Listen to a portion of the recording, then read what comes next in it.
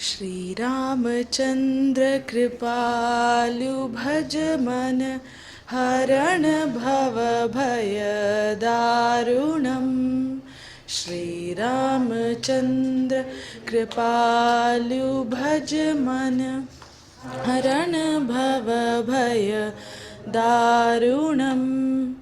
Navakanjalochana Kanjamukha Kanjapad Kanjarunam Kandarpaganita Amit Chavinava Nila Nirada Sundaram Patapita Manahu Tadita Ruchi Shuchi Naumi Janaka Sutavaram Shri Ram, Shri Ram, Ram Ram, Siya Ram, Shri Ram, Shri Ram, Ram Ram, Siya Ram.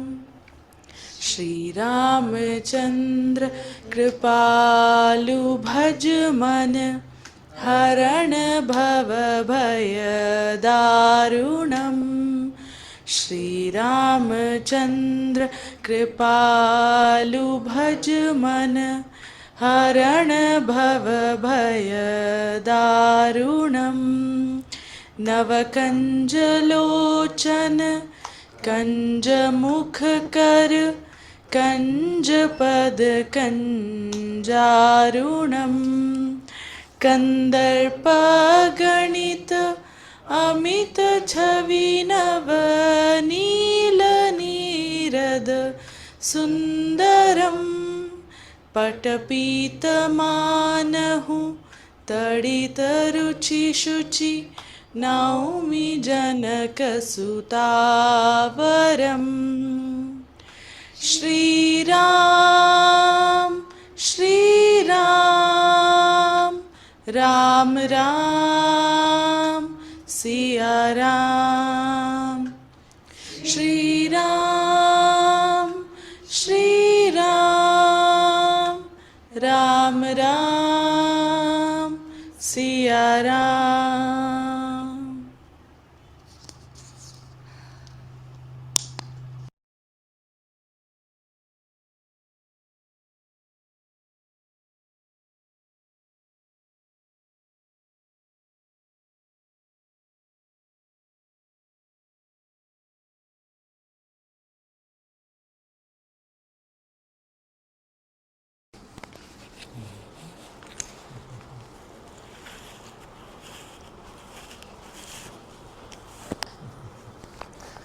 All right. Am I audible? Audible on Zoom?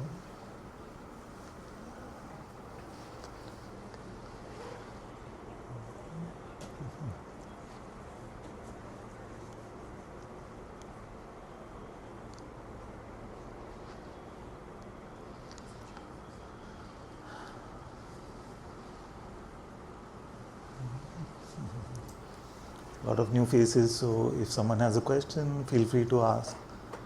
Because sometimes if I start talking, then it doesn't stop till 9 o'clock. So. Anything you want to ask? Anything? Just interrupt me, okay? In fact, let's do something. Let's make this rule that whenever you have lost me, just stop me. Yes? Whenever I've gone somewhere and you are not processing anymore, just stop me there and say, what are you saying? What are you on about? Yeah, feel free to do that. I'm happy to repeat, the point is not for this one to share a monologue or to give a big discourse. The point is for all of you to come to God's presence, which is available to us. And when we say we come to Atma Gyan, this is called the Atma Gyan Kendra. So when we say we come to Atma Gyan, we are coming to God's presence within us, which shines a light upon who we really are as well. Yes? Lost me already? Just stop me wherever you. So simply what I'm saying is, why do we come to satsang? We come to find the Atma within. The Atma within is God's presence, and only in the light of the Atma within can we even find out who we really are, who I really am. So that is the main point of satsang, that is the main point of spirituality. Spirituality is spirit. No? So without spirit, no spirituality is possible. So spirit is what? Spirit is the Atma. Some call it the Holy Spirit, some call it the Atma. It's the same one.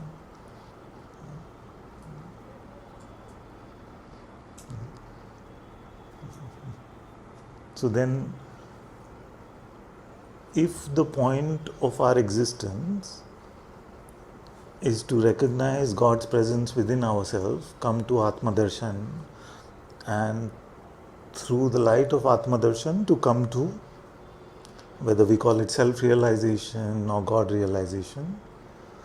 And if God is right there, then what stops us? Yeah. Another way to put the same question is, we spend our entire life, maybe 80, 90, 100, more than 100 years, but even at the end of 110 years, most of our brothers and sisters will not be able to tell us who they are. Isn't that really strange? That we can spend an entire life, but we don't know who we are.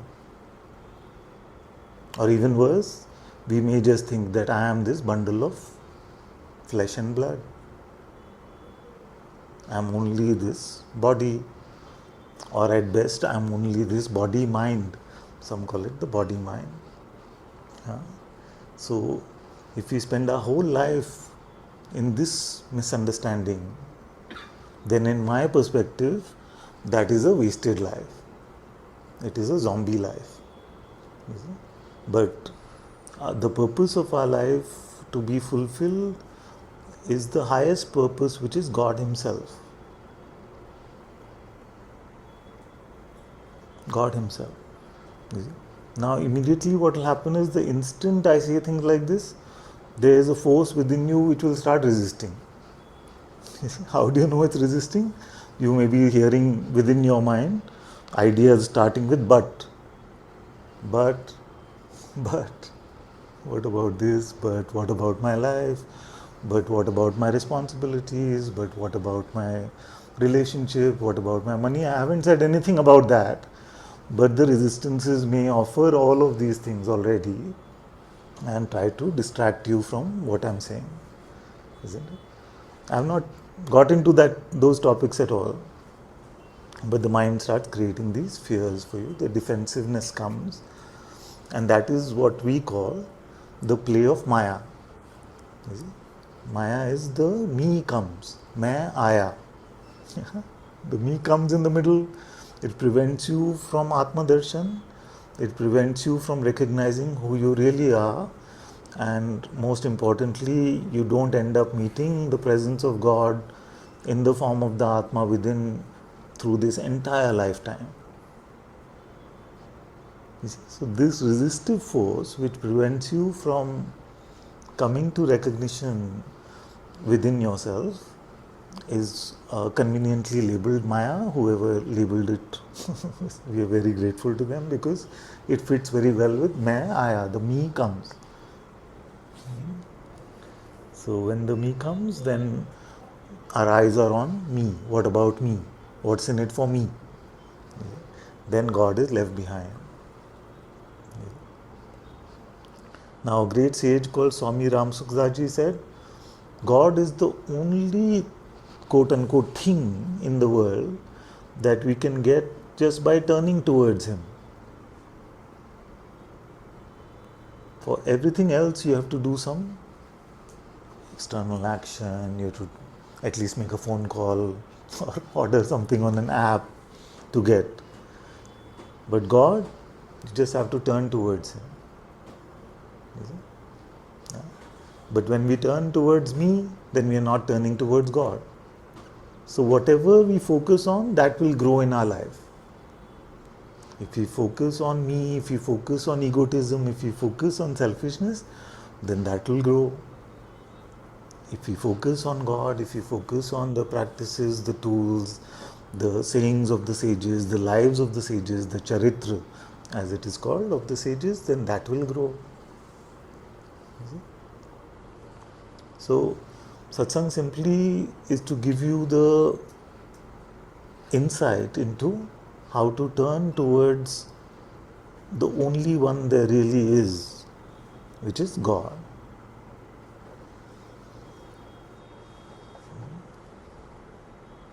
So, how many of you feel like this Atma Gyan, this Atma Darshan is for you in this life?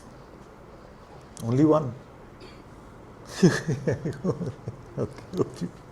Now, are you just humoring me or what? Thank you. I want to say that forget all the ideas, forget all the ideas which have conveyed to you somewhere that it is not for you. That it is only for a very rare one, only for the special sages, you see, that it's only for 1 in a million. And even if it was true that it was for 1 in a million, our odds are not bad. You see, because what is the population of the world? And how many are sincerely seeking the presence of the Atma within? So even if it was 1 in a million, our odds are not bad at all.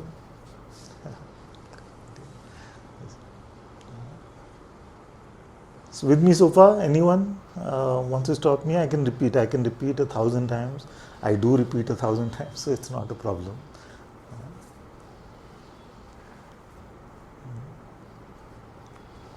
So what are we doing in this life? Pop quiz.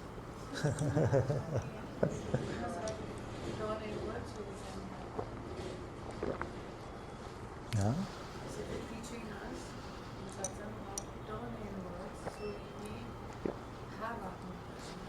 How to turn inwards so we may have Atma Darshan. Because till we have Atma Darshan, in some way or the other, we will only consider ourselves to be the false one, this bundle of food, as I call it, this bucket of food, which is this body. And intuitively, it doesn't feel good to any of you when I say you're just a bucket of food. It doesn't feel right also. Are you just all that you've eaten? No? All that your mother ate first and it came to the womb, and all that you've eaten after that, some part of it got stuck behind, and that is what you are. It doesn't compute, no, somewhere. It doesn't resonate, isn't it? But what you really are, that very few are able to answer from a true place of recognition. So many are able to answer because we read some books or we had some thoughts, so we may speculate or repeat bookish knowledge, but from true insight, what you really are, very few are able to really answer. And the greatest gift which is available in this life, which is the presence of God Himself, in the form of the Atma itself, is missed by most of us. Because the overriding me, the principle of me seems to be the strongest. So we miss out on the recognition of that reality.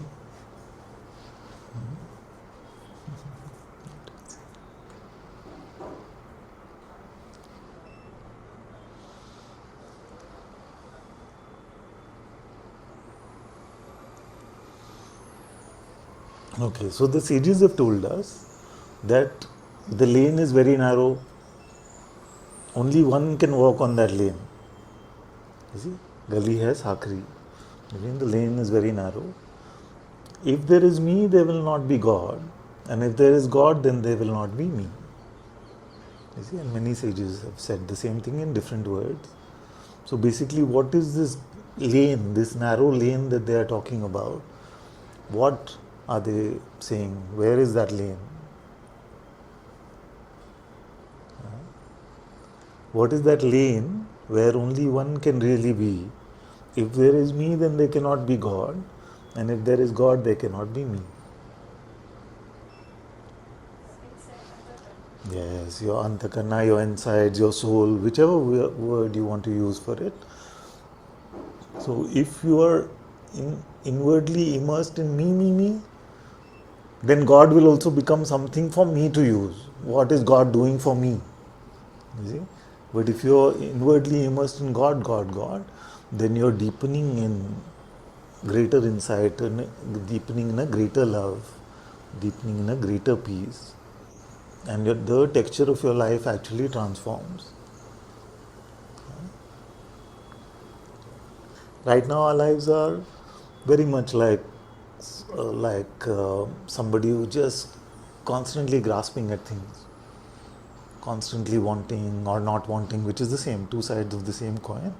So constantly in this mode of wanting, not wanting, and never feeling fulfilled, never feeling satisfied. Even when desires are fulfilled, we feel some momentary joy, and then we move on to the next desire.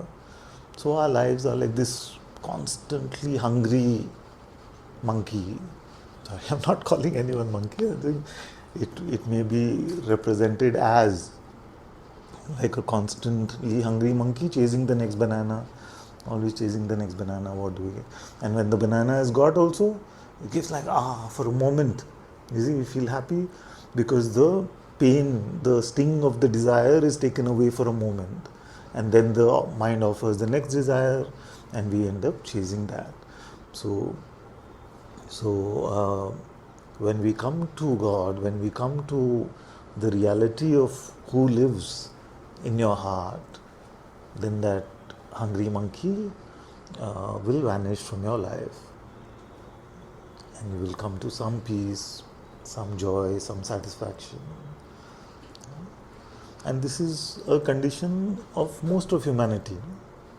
Like, it doesn't matter about age, it doesn't matter about what your job is, it doesn't, other things don't matter, which country you're from.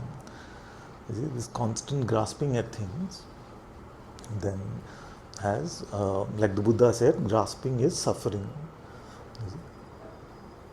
So, the nature of the me is to grasp. So, when we fill our antakarna inside with me, then the nature of that is to grasp. Wants more and more to become mine, so that it can feel better, bigger about itself. You see?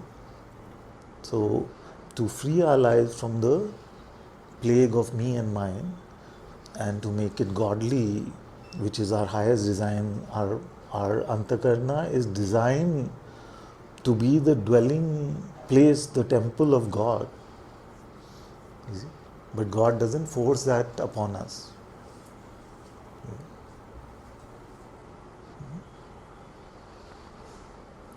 So if your life could truly be like a living temple, like a living presence of God, then what would you pick rather than that? Okay, let me ask some difficult questions, because so far the way I framed it, it seems like a no-brainer to say yes, living temple. So if your life could be, you would be the richest person in Bangalore, or you could be a living temple of God with just enough for sustenance. What would you pick? Huh? Huh? A living temple of God. Pure the mind.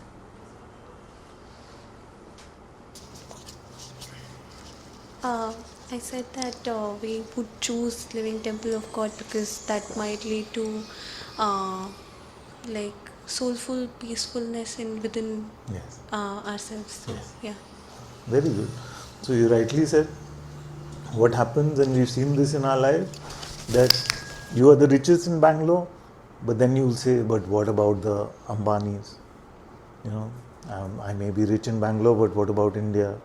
And then you say, what about Elon Musk? He's a trillionaire now, the world's first trillionaire. So it's never enough.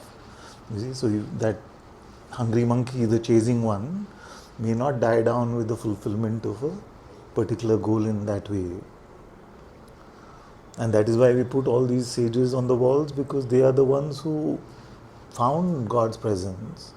And this presence is that which gave them, even externally, so much contentment that you go to their presence and you feel it. You go to satsang with them and you feel it. And even after they have left, so-called left the body, even then their places where they lived are visited, those places are visited to get a taste of that contentment, to get a taste of that peace. Now the thing is that no matter what you have in your life, it doesn't give you, whatever you may have in your external materialistic life, gives you no advantage with God. Is it? So you say, give me one moment, one instant of Atma Darshan, I will give you all the money in the world. Cannot buy it. No matter what you offer, you cannot exchange that for a glimpse of the Atma within. You see? You may collect all the material things in the world, you may have the biggest diamond, but can you exchange it for self-realization? Can't exchange it. You see? So because this currency is only different. The realm of the currency is only different. You see? So what can enable you? What will help you? What is spiritual wealth?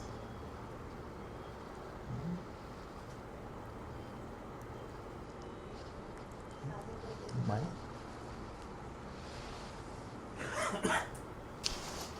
What you just said about wealth, no, Father. But still, even though I know that I don't want anything else more than, even though I feel like I don't want anything else other than just being in love with God fully. But if you took away all the wealth and all the comfort, I would want to preserve, for some fear of something. Yes. By the way, I have not said anything about giving away anything right now. As yet, and maybe I won't even. So, but all that I've said is just a fact that you may offer as much money as you like, but you can't buy a moment of recognition or insight, isn't it? That's all I've said. So, then immediately the mind produces a fear, saying that he is asking me to give up my wealth, or he is asking me to give up my worldly possession. For now, I am just saying that it doesn't help you buy God. No matter how much money you have, you cannot buy God's presence, you cannot buy Atma Darshan. Huh? So don't worry, we will come to that. So, what I'm pointing to is telling you that the currency which works in Maya doesn't work with God. But what is the currency which works the best with God? Huh? Humility, very good. Humility. But I would say humility leading to love. Like love is irresistible to God. Yeah? Without humility, you cannot have true love, unconditional love anyway. So that is what you said is the precondition, and what I'm talking about is the outcome of true humility is a love which is unconditional, beyond compare, and that love is irresistible to God. The only way to quote unquote bribe God is with love. He will not be bribed with anything else. But you set out your heart as an offering to Him, truly with integrity, wanting nothing out of that exercise, wanting no selfishness, unconditional love, and you are irresistible to Him.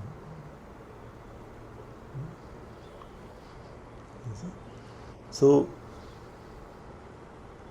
but it's easier for me to sit here on this pedestal and just do lip service about love But what is it that can help us come to that love? How do we deepen in our love for God? How do we deepen in our faith? How do we grow in our humility, like she said?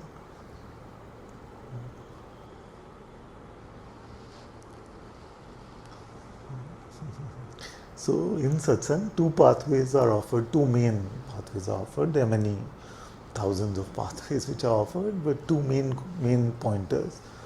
One is that remain in constant remembrance of God through taking His name, her name, His name, whichever expression of God, whichever form of God resonates the most with you in your heart. That is one. And the second is to sincerely inquire into who you really are, which is the process called self-inquiry.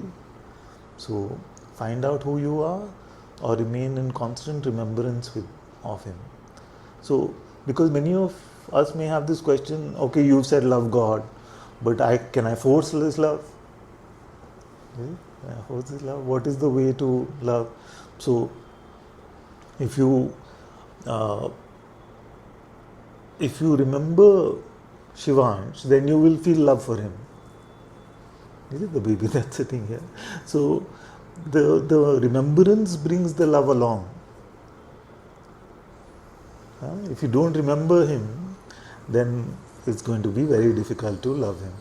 So the way to grow in our love for God is to remember him more and more. And he has given us a simple way to remember him, which is through, and in India we are very blessed, we have thousands and thousands of names for God, and we don't have to worry about which one goes to him. Any one goes to him. Everyone goes to him. Please don't waste decades of your life deciding which is the better name, which is the worst name. This is a very, very common trick which plays on everybody's mind. Which is the better one, which is the worst one. You see? So one simple example is, if my son calls me and he says Pa, or he says Papa, or he says Daddy, or he says Father, or he says whatever, I will know he is referring to me. I will not say, hey, you called me Father, aren't you supposed to call me Pa? You see? So God is not that petty or silly, so don't worry about that. And because he is 100% clairvoyant, he knows exactly what you mean.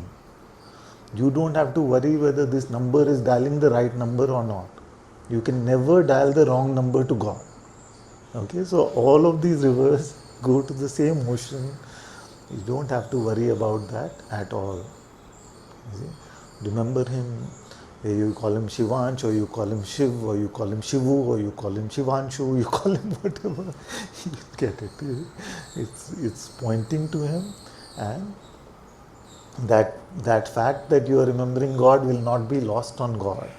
So we don't have to worry about these simple mind tricks which can get you trapped for years, decades, maybe lifetime. Just remember him. It doesn't matter in which way, what name you remember him with. You can sense a resonance in your heart.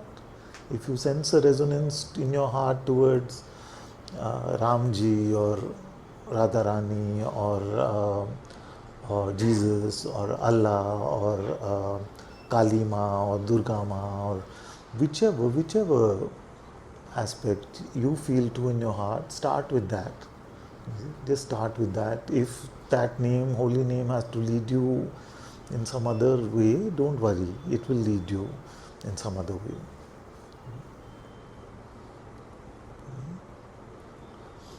And we'll dive in more into this part, but just to give you a sense of the other pathway mostly that we talk about is the path of self-inquiry. Now the path of self-inquiry is to sincerely ask yourself, who am I? Who am I? When the mind offers an answer in the form of a thought, when a thought comes formulating a response, don't take that thought to be true, just ask who witnesses that thought. Who is the witness of that thought? So something beautiful, something magical, something mystical, something supernatural happens as a result of this simple process, which is that you go beyond your mind. You don't settle for the false me. So your insides, your antakarna, is left empty, available for God's presence to fill it, for the light of Atma to fill it. And the same thing happens when we take God's name also. Because our antakarna by itself doesn't have the capacity to produce Ram within itself, but it does have the capacity to leave you at the door of his temple in your heart, which is that same place of stillness where self-inquiry takes you. So both pathways will bring you to the same place. Gyaneshwar ji said, Devachi ye dware ubha shanbari. Ubha shanbari. So to stand or to wait at God's door for just one instant itself will take care of your entire life. And what is the doorway of God? That heart, what we call the heart temple, that place of stillness, the place of silence within yourself. And we reach that place of stillness where I don't consider myself to be anyone at all, even for a moment, through all true spiritual practices, and mainly we talk about these two in Satsang. So often I take this example that our insides are designed to bring more and more the taste of what we are remembering. So if we remember, let me change the example today. If we remember, say, pomegranate, you see, then whether we like it or not, images of pomegranate will come, taste of pomegranate may come, memories of pomegranate may come. So that which is called the antakarna, all our layers, get filled up with pomegranate, even in the simple remembrance ones of this pomegranate, anar, whatever you call it. So in the same way, when you take God's name, then all these layers of our existence may get filled up with God's love and light, but it leaves you in that holy still place where the actual darshan is possible, and that will happen through the darshan of the Atma within. In the light of the Atma darshan will you have the darshan of the Supreme Lord. And in the same way, those who are attracted to the Jnana Marg will say that in the stillness within, in the holy silence within, they will come to the revelation of themselves as Nirguna Brahman.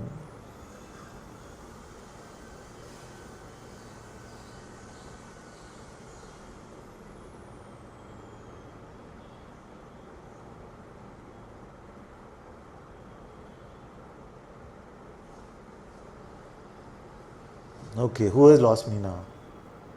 All with me? Very good. All with me so far? Yeah.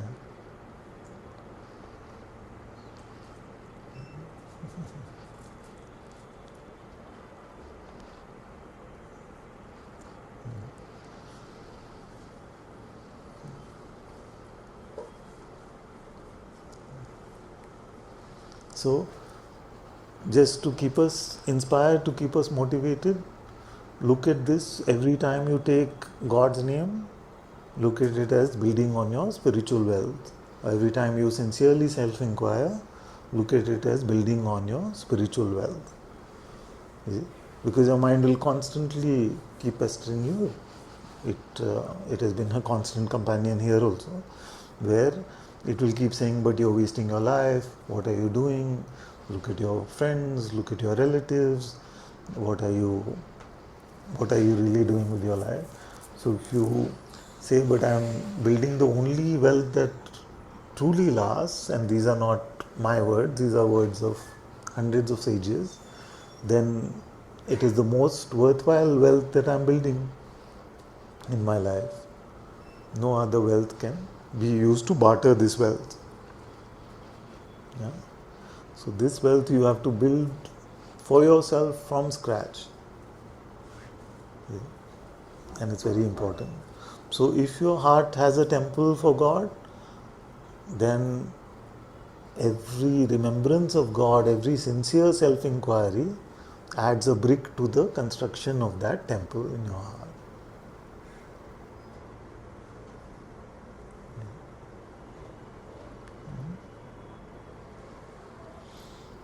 Okay, but any but?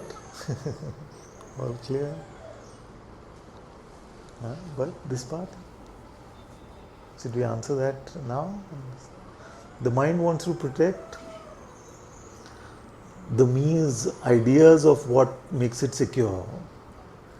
Yeah, see? Father, what he asked that if you, I can't repeat that line that you just said that about wealth, no?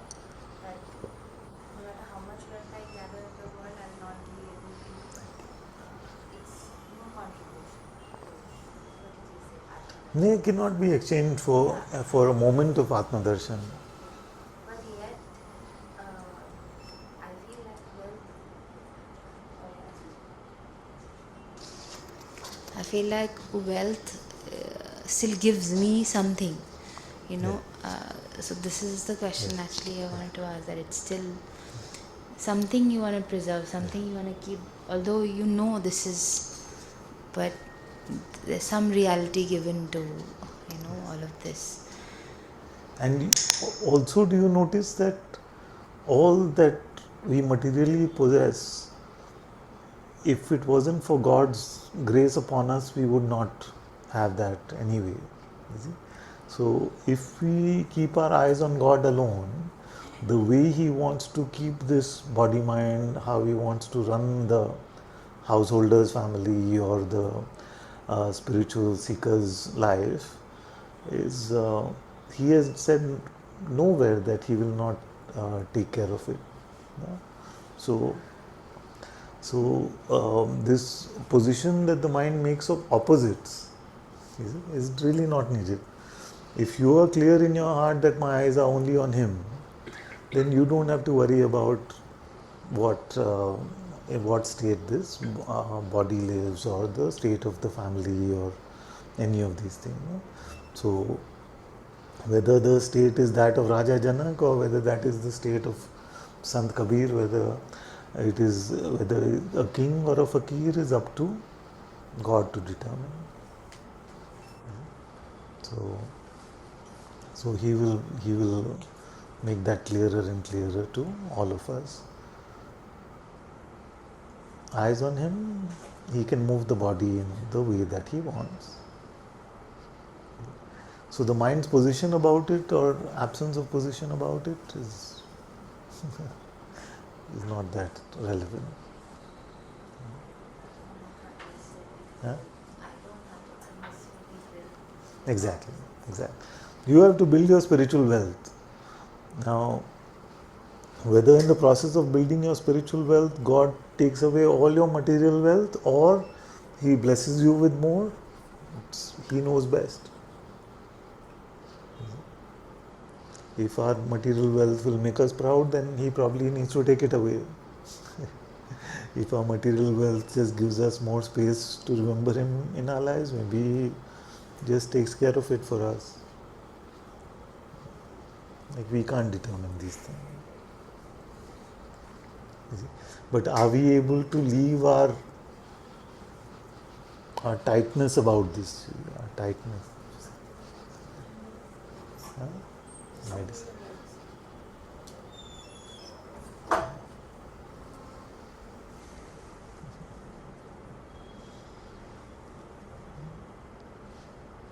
Something more?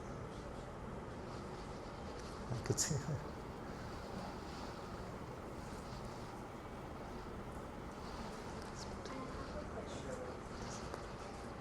Is it on now? Okay.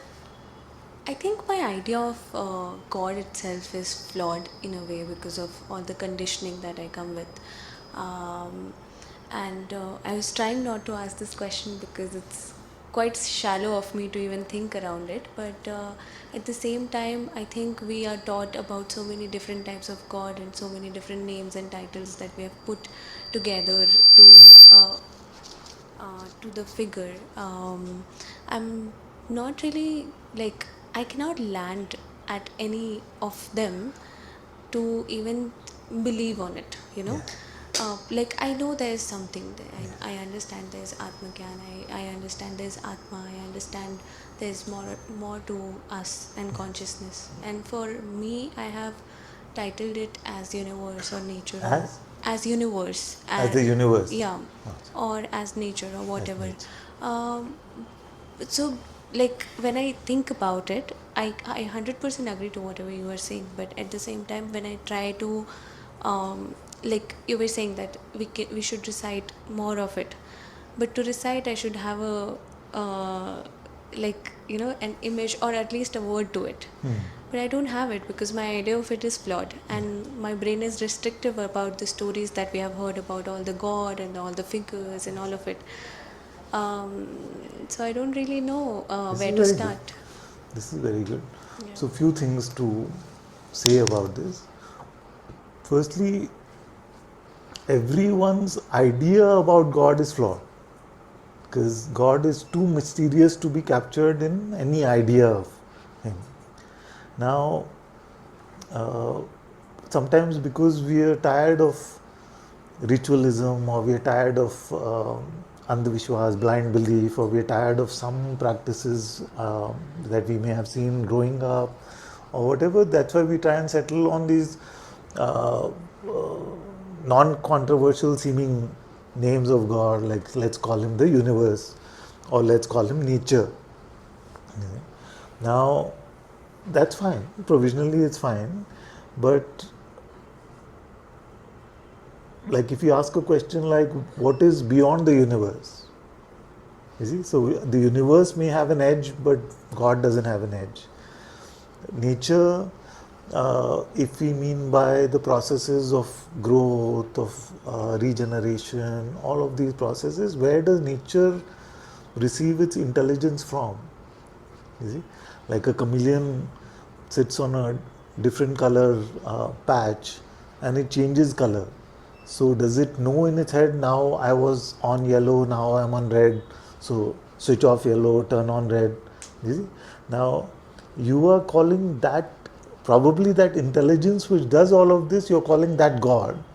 I would only say that all of this play in the world is intelligent, you see, but intelligence cannot come out of nothing. Like when I was an atheist, I probably believe that all of this intelligence comes out of a dark, empty room, just to put it metaphorically, like it comes out of a nothingness. You see, now it is clear to me intuitively, but even non-intuitively, if I was to say to you logically, do you feel like all of this tremendous intelligence can be born out of emptiness, or does it feel like more natural for it to be born out of a greater intelligence? What would you say? Isn't it?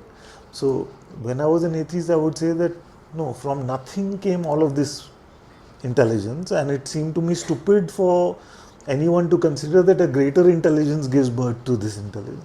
Now it seems even logically more viable to say it has to have come from a greater intelligence. So we don't settle on this intellectual answer as a permanent answer because we are waiting for our intuitive revelation to happen. But I would suggest that look for, even if you were to use a label which is non-conditioned because of some whatever may have happened, look for a label which allows you to create a relationship with that. You see? So I know that God is Nirguna, I know He is beyond shape and size, I know His reality as Nirguna Brahman, and yet I am able to love Ramji. You see, it's very difficult to love Nirguna Brahman. Somebody says, okay, now look outside and just leave the cloud and fall in love with the space. You see, that's more difficult. I mean, I can pretend to do it, but it will be very difficult to really build that relationship. So just look at it this way, that I am only approaching him as form because form is what I'm conditioned to build relationships with. You see? So if I said to you, Anamika, I feel like there's this girl I know, I feel she would be your best friend. You see? Then you will say what? You'll say, can I talk to her? I say no. Can I chat with her? Can I message her? No. Can I at least see a picture of her? No. And you say, why did you tell me all this? You see, there's no window left for you to form a relationship. You see, in the same way that we may realize even before intuitive insight, Atma Gyan, we may realize intellectually that God cannot be limited by form, shape, size, all of these things. But for me to fall in love with him or her, I need to find something, find a way in that resonates most with me, so that I can. So if you say that I can fall deeply in love with nature and I can build a relationship of love and trust, fine. Fine. So just we won't rush into that answer for you, but this is something for you to contemplate and see how we go with this. See? So I would stay, like, for myself, and this is not prescriptive, maybe a lot of what I say is prescriptive, this part is not. I'm just saying that for myself, I don't feel great resonance with terms like universal consciousness or things like that. I don't feel like I don't feel like I can go to sleep every night feeling like I'm falling asleep at the feet or in the heart of universal consciousness. I would say I'm falling asleep at Ramji's feet. No?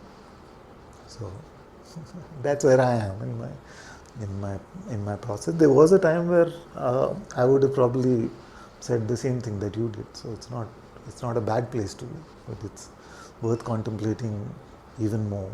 Like, one of the benefits of falling in love with God is that you never feel a lack in the world.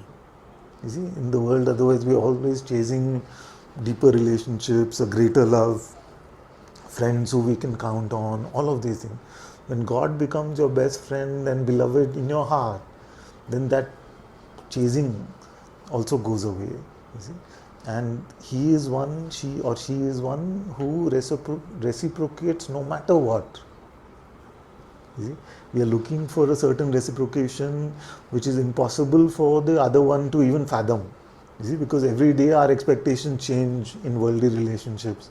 So even if somebody is trying to fit our construct of what the perfect relationship to be, next day when we woke up, our construct has changed. You see, and we are not so good at communicating our expectation. So here is a beloved who knows you more than you know yourself and knows how to respond in every situation. So then the worldly grasping for love, acceptance, approval, company, so all of these troubles of loneliness and lack of being understood, all of that goes away when you start to feel this deep love in your heart for, this is for the Atma within itself, in whichever way you want to call him, call her. So it has a lot of benefits to be able to do that. Sometimes even like God himself, God itself is a beautiful word, or Bhagwan, Ishwar, whatever you want to call it. We'll keep talking about this as we go along.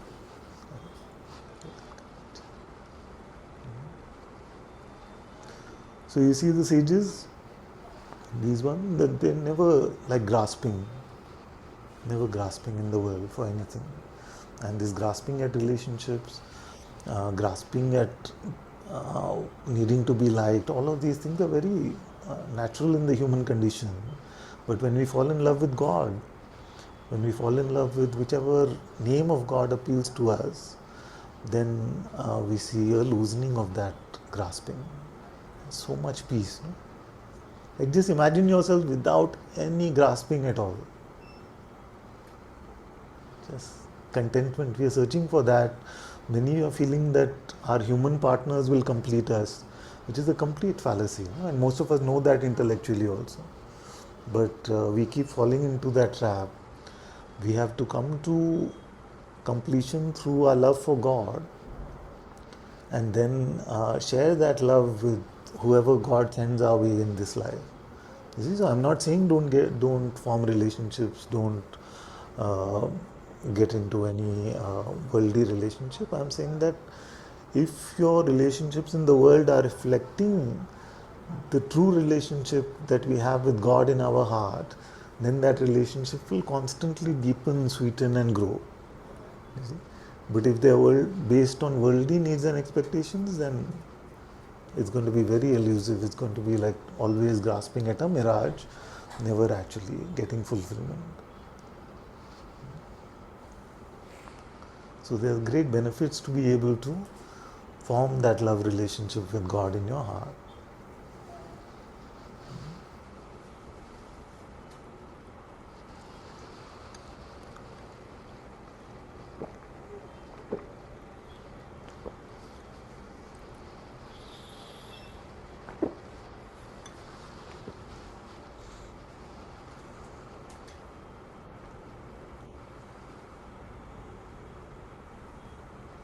And because we are so limited,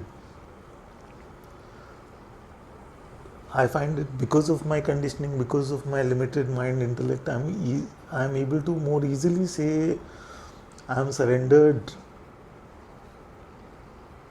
at the feet of Ramji. Then I'm able to say I'm surrendered to consciousness. You see? So I have to change the title of my book now. Consciousness, speaking with consciousness. So I used to speak more about these big words earlier. Now I feel I'm moving towards more simplicity, but all of you can correct me if I'm wrong.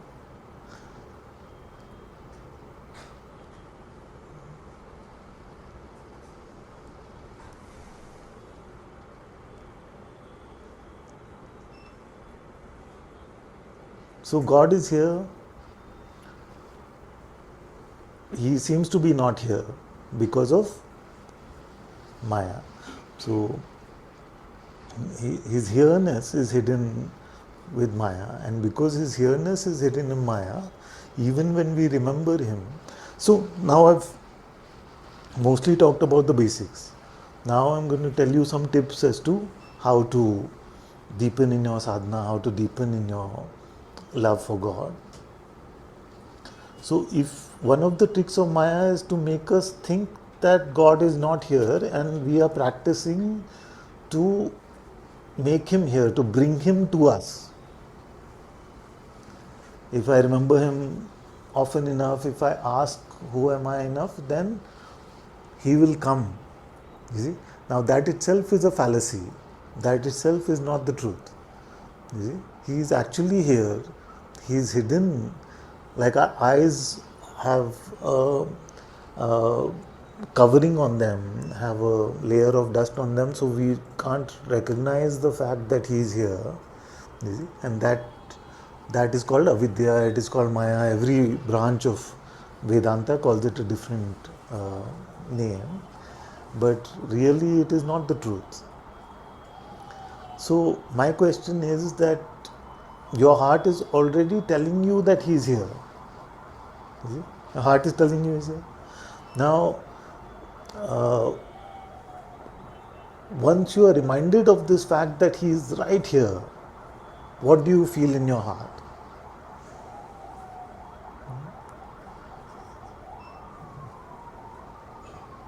You see? And for that I often use this example that suppose Ramji walked into this room right now, what would you feel? Huh? Just full of joy, full of awe, full of wonder, full of gratitude, full of happiness, full of love, isn't it? Have it. Acha. No, acha.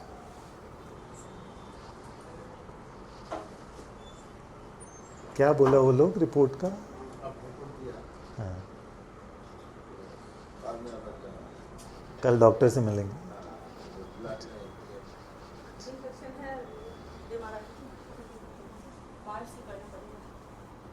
क्या biopsy करना? Kidney में biopsy करना, report को दिखा। लेकिन kidney में कुछ problem है।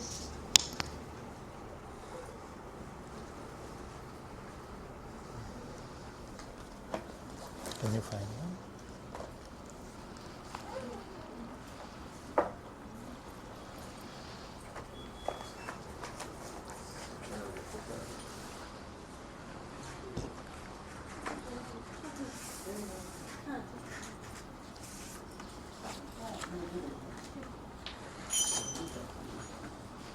Anyone? Medicine?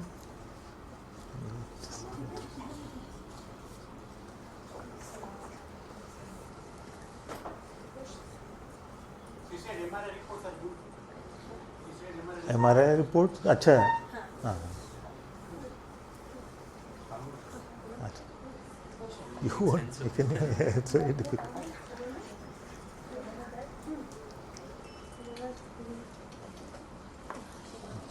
Good.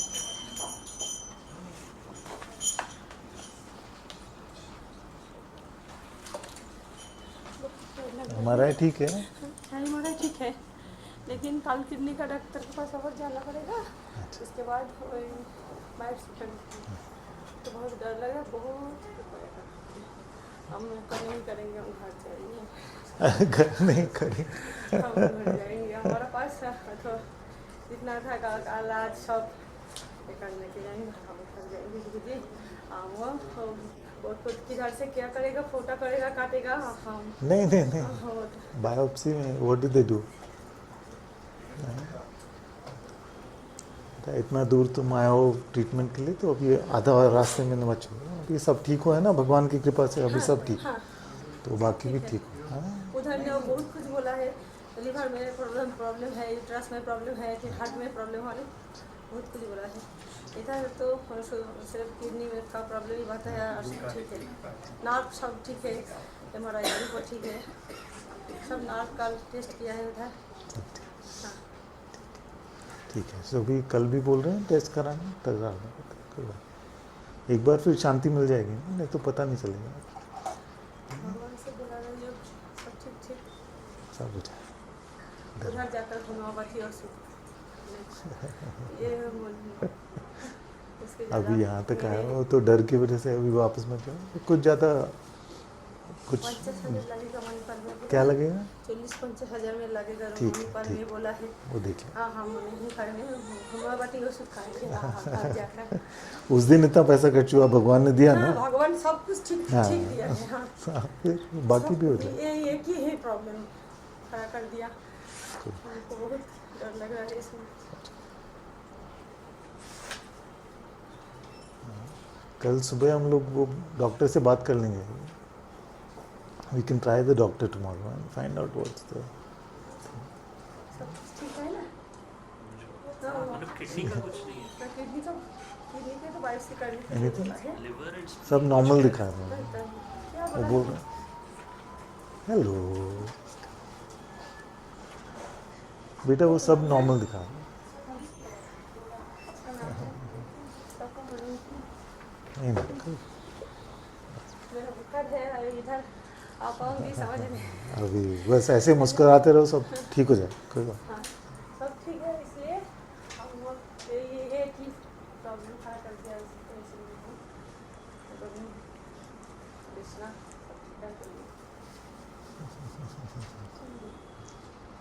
पी ले बेटा, पी ले, सब ठीक।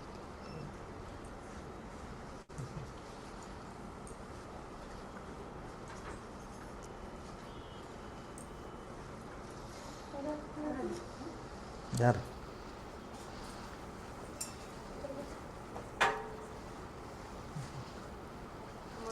अभी तक भगवान ने सब ठीक किया है। सुबह इधर आया था, उस दिन आप लोग कितना हाँ इधर हाँ देखने के लिए आया था। हाँ इसे कोमर दर्द हुआ और जो बुखार हो गया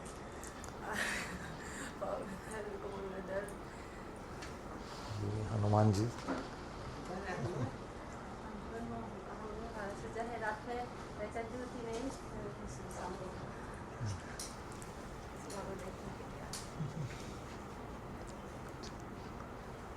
तो कल हम सुबह मणिपाल में डॉक्टर से बात कर लेंगे, हाँ। पर बायोप्सी जो भी बोला है डॉक्टर ने करा लेते काटेगा हाँ पाँव को चीजेगा काटेगा क्या करेगा हमको मतलब सही है, बहुत बहुत छोटा, कुछ दर्द नहीं है कुछ।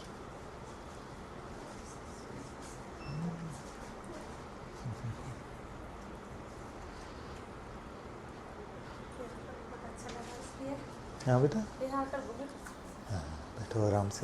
दिन भी बहुत अच्छा लगा माई को सब बुलाया और लोग को बहुत खुश है बहुत अच्छा। अपने बच्चे पिक्चर दिख रहा है इंग्लिश का गुरु जी का पिताजी का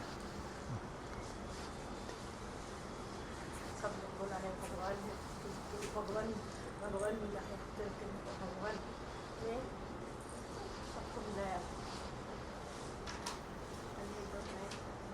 क्या करते हैं अभी देखो भगवान ने ये सब किया है, अब अभी तक पूरा ख्याल रखा है, तो अभी भी रखेंगे। अभी हाँ रखेंगे आप हाँ ठीक है, कोई घबरा सब ठीक हो। Reports are fine.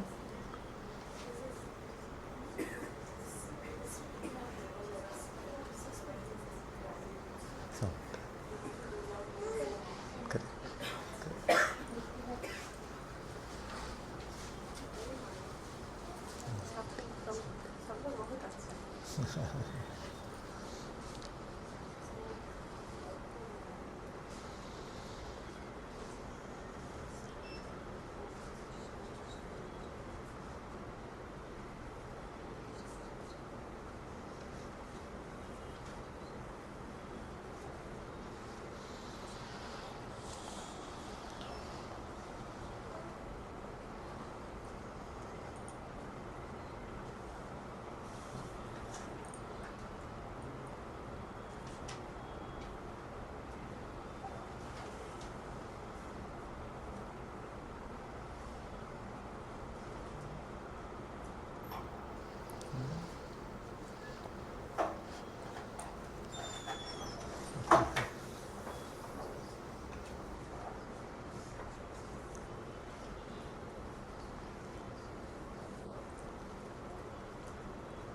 So when we do our sadhana, then the mind already traps us in this perspective that God is distant from us and we are praying so that He comes close to us.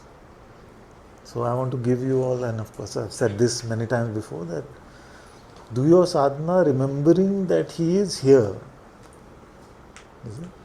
Do your sadhana remembering that He is here. So when we say Ram, Ram, Ram, Ram, Ram, we are not saying please come, please come, please come. We are saying Ram is here, Ram is here, Ram is here. You can say please come. It's not a crime, it's also a very beautiful prayer. But I'll expand a bit as to why I'm saying do it in that spirit that He is here, because that is a complete fact. You can increase this again. Because it is a complete fact. And in the remembrance of the fact that He is here, the same awe, the same wonder, awe, love, joy, bliss, all of that in the remembrance of the fact that He is right here with us will really help us deepen in our love for Him, and that joy, wonder and love will go a long way in deepening our love, in deepening our practice.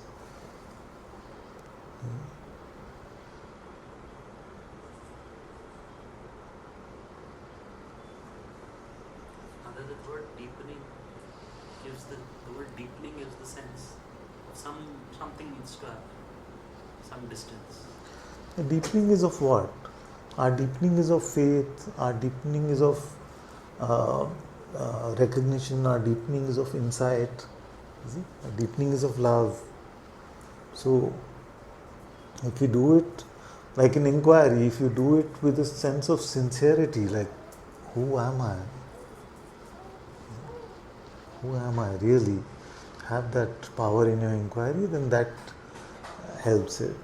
And all of these things, if we can bring into our inquiry also, it will help it.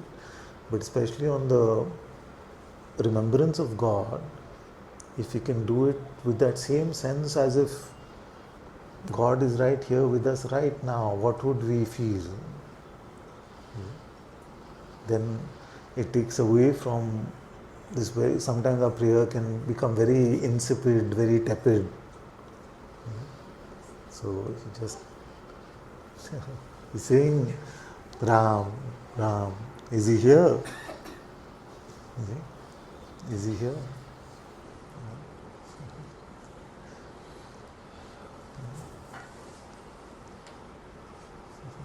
Can I elaborate more? Yeah, can keep elaborating on this explanation also as we go along. But you can see.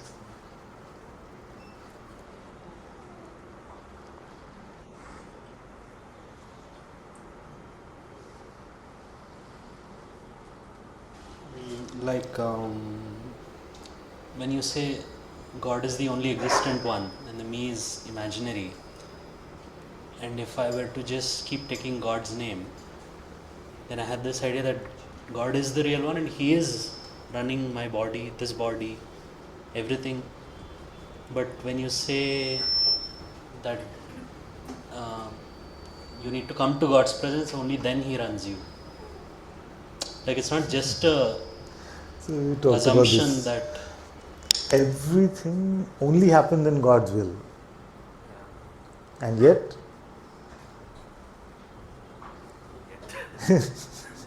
and yet you have to, as long as it seems like you can do something, you have to do it. You see? Like our intellectual proposal that everything is done by God's will is not enough. It has to become our insight. Until it becomes our insight, we have to use whatever agency we think we have to turn towards Him, to find Him, to love Him, to find out who we are.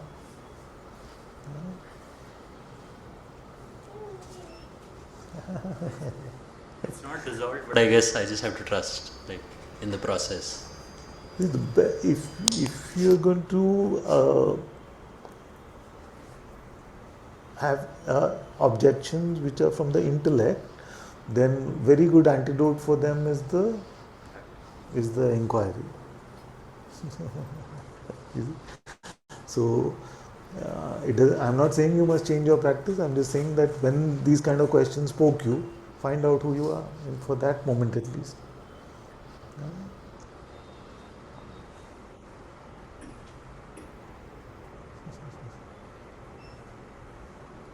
Because the questions like present a temperament of Jnana Yoga, yeah?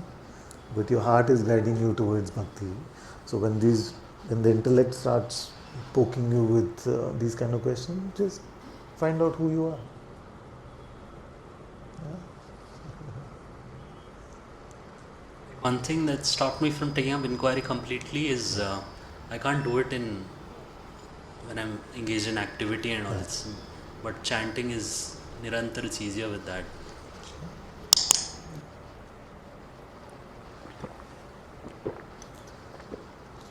See, even pathways, no? Like names of God, they will all come to the same place. So your bhakti pathway will not take you through another road, it will take you to the same stillness, to the same revelatory process. Just the way to get there, which is just 0.0001% of the path, isn't it? The rest of it God does for us there. So the point is what brings us to that point of that holy stillness within.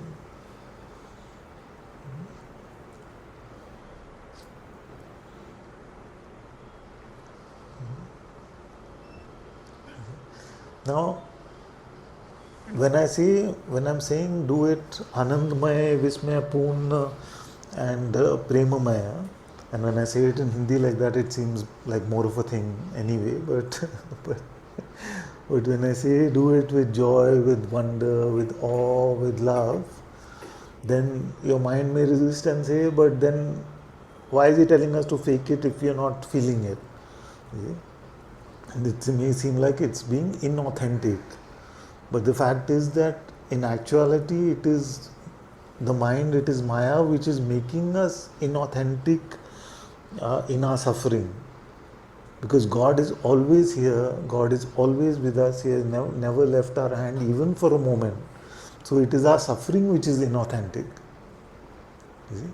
And then if you turn towards Him and you allow yourself to feel joy, you feel love, you feel the awe, then you will see that sometimes just reminding yourself in this way brings you to the authentic love which is felt in His presence. So it becomes a virtuous circle. By carrying deep love in our heart for Him, or intending to carry deep love in our heart for Him, He becomes more palpable to us in our heart. As He becomes more palpable to us in our heart, then the love adds on more.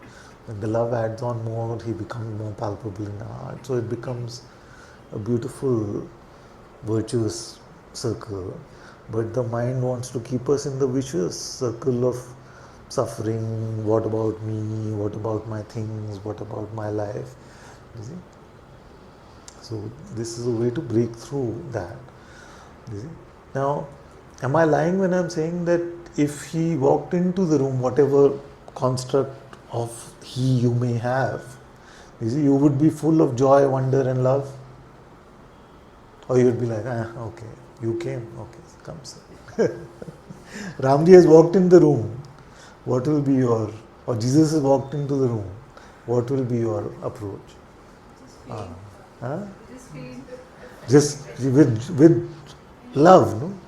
Like we will be like a miniature version of Ma Shabri, no? It's full of so much wonder, awe, gratitude, all of these things. Now, is it a lie that he is here already? That is the question we have to ask.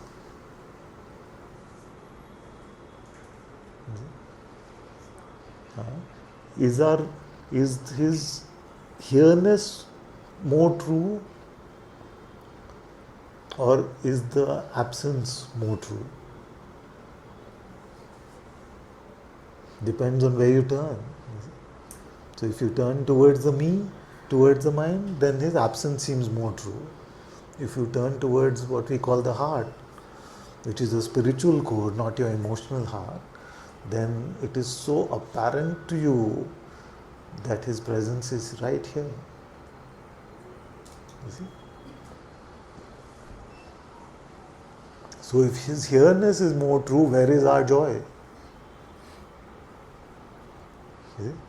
This cracks open a lot of questions to ask, like why do I need to always talk about this thought experiment that suppose he walks into the room or suppose he's sitting in front of you.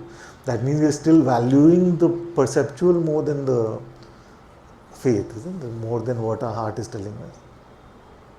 You see?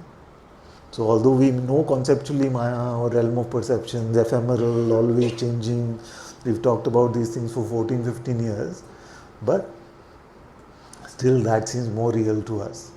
That itself is a good indicator of where we are.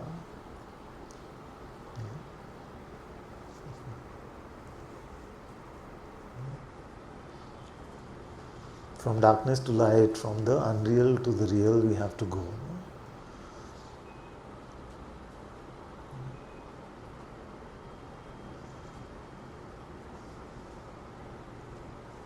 So is he here? Is he here? Yeah?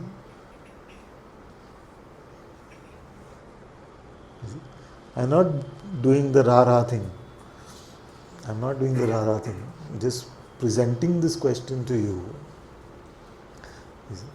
Because if we say we are in spirituality, then is spirit here or no?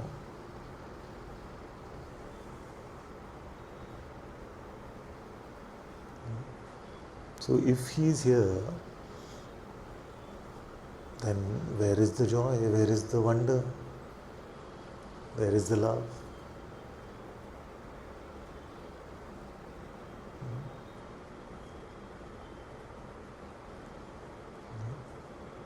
So faith shows us. So remember, the faith is not blind belief. Faith is real insight in our heart which tells us right now about His here-ness, contrary to what our senses and our mind may be saying about His absence.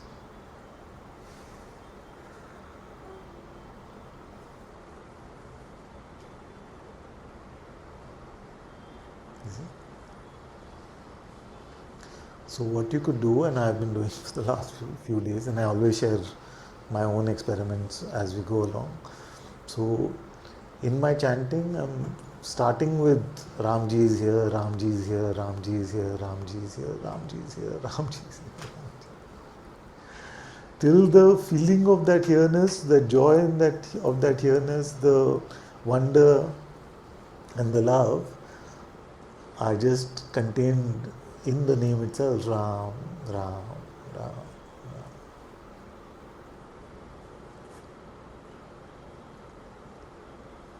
Are you getting the point of what I'm saying about the here-ness? That's why I'm making that visual for you, so saying suppose he walked into the room. Right now that is what our mind takes to be here-ness. But that's not real here-ness. Real here-ness is in your heart.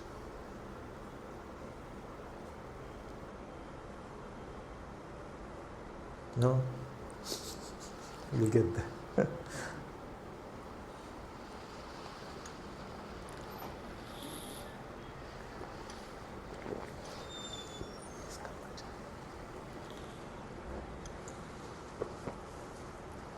I take one last try. Okay. So, if he was here, how would all of us be? Full on? No? Is he here now or not? Yes. Is he? So then, let's get over the resistance which the mind offers about authenticity, etc., which is it's offering a false flag, which is to say that we must suffer, we must be morose, we must be full of worry, anxiety, trouble, contrary to the fact of his here-ness.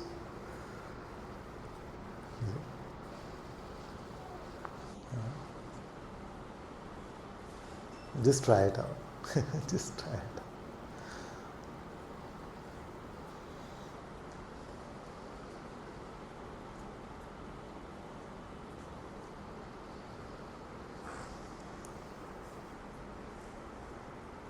We are not living as if he is here.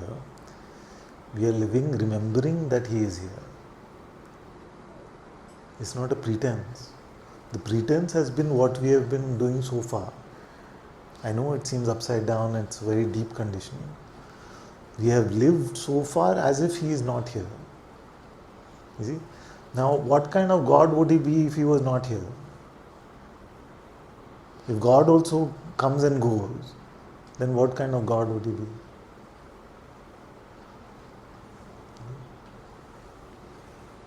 So God is the only non-coming and going. So he is here. So our reliance on the false one being here and the true one not being here has got us in this way of life which is full of trouble, full of suffering.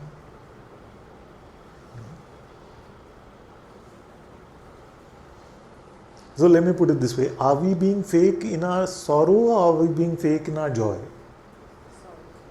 Isn't it? Yeah.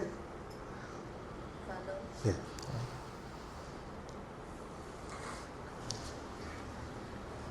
You said that the Antakarna is designed for God, and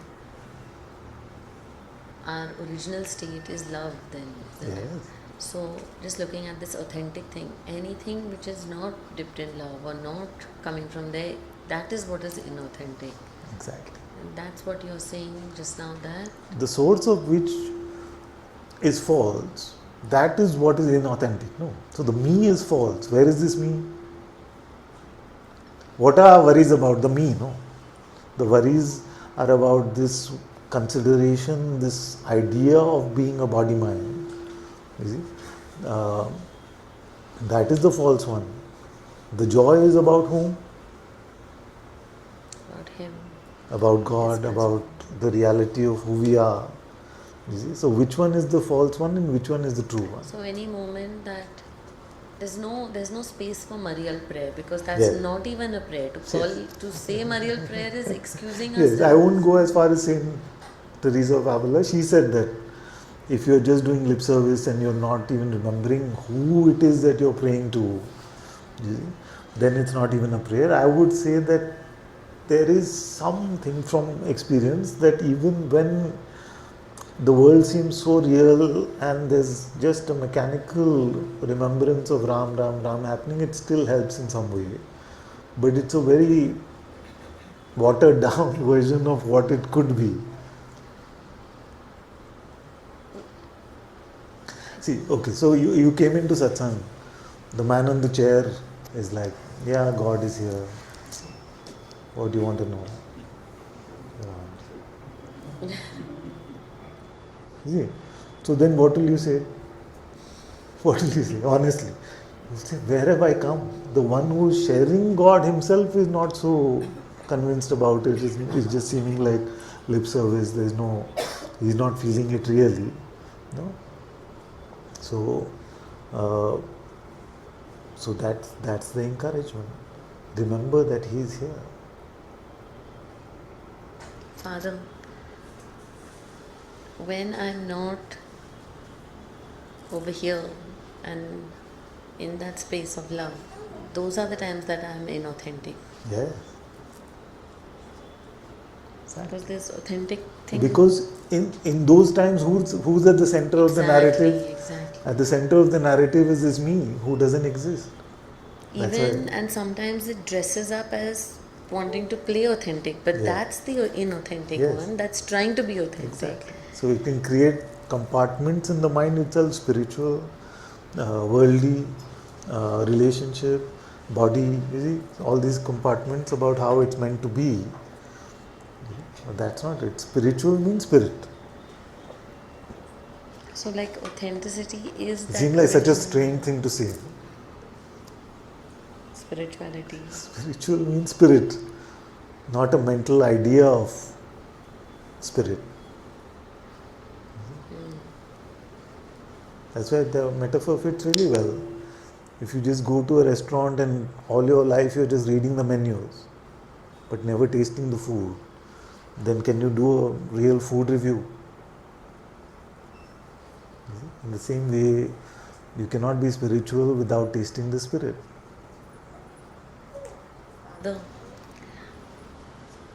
You, our original state is that of love. Yes. That's what you're saying about In the innocence of a child, what is there? Right now, some tantrum maybe, but see, a child doesn't need reason to be joyful. No? The child needs some pain, something bothering him to be unhappy. But joy is just natural to them. Why? And then it gets contaminated by all these Yes. layers and Contaminated by me, by the me. And in Hari-Part, that's what Jnaneshwar ji is saying, like it becomes diamond crust like wall, isn't it, Mother? The conditioning becomes hard like a diamond, so becomes so difficult to break through. No? That's why we need years and years of satsang thrice a week to break through that conditioning. We need daily focus prayer, sadhana. We need all of this to break through the hardness of conditioning.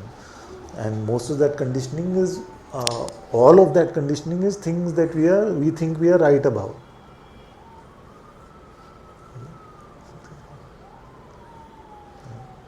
Nobody holds on conditioning thinking it's so wrong. Saying that I know We justify every condition to ourselves. to say that I know is the same as saying that I'm right about it, Yes. right? Very good. Even a thief who is planning to steal tonight, you see, has justified it and made it right in his mind.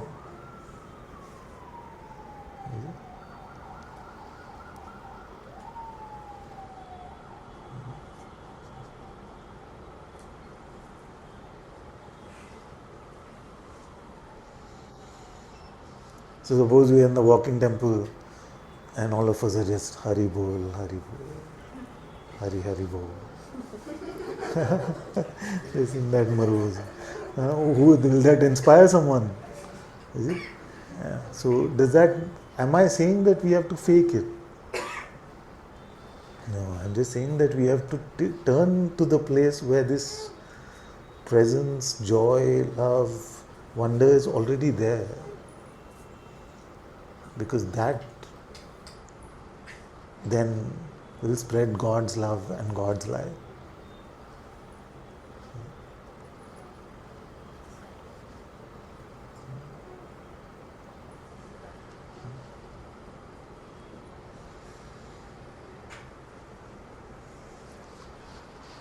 Yeah, first, Mazza can go close back.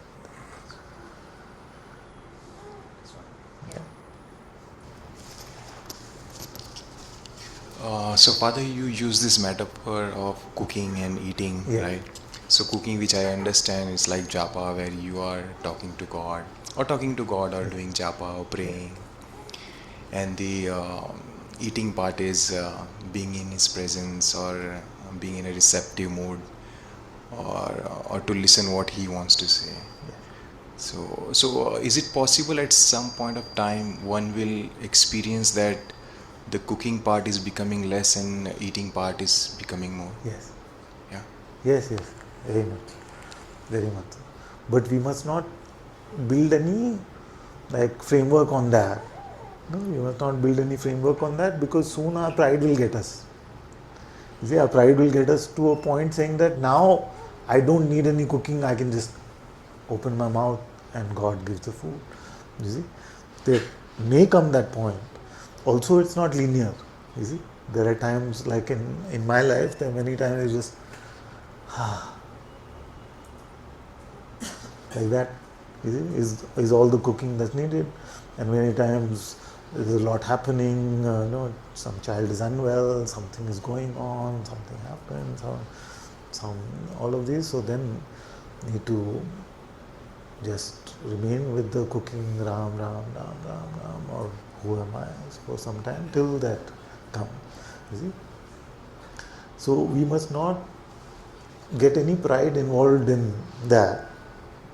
So cooking is the practice which has been given, or which you've been using. Eating starts with opening our mouth, so we become receptive in our heart. We stop all doing, we're waiting for the mother to feed us in our heart. So God's presence, which is the mother, the Atma's presence, which is the mother in our heart, then feeds us. You see? She holds our hand and she feeds us. Why I'm saying holds our hand is that before that we had to put some effort to be there. You see, we had to put some effort to repeat the name, to do the self-inquiry. Even without those, to remain inward facing, it seemed like I was exerting a little bit of something, will, intent, agency to be inward facing. After a while, it has become natural that something is ready to be fed, and that efforting stops and you just become open, and in that openness then you're being fed in the heart, almost like a photosynthesis happening from the holy light within, and the Atma is feeding you there.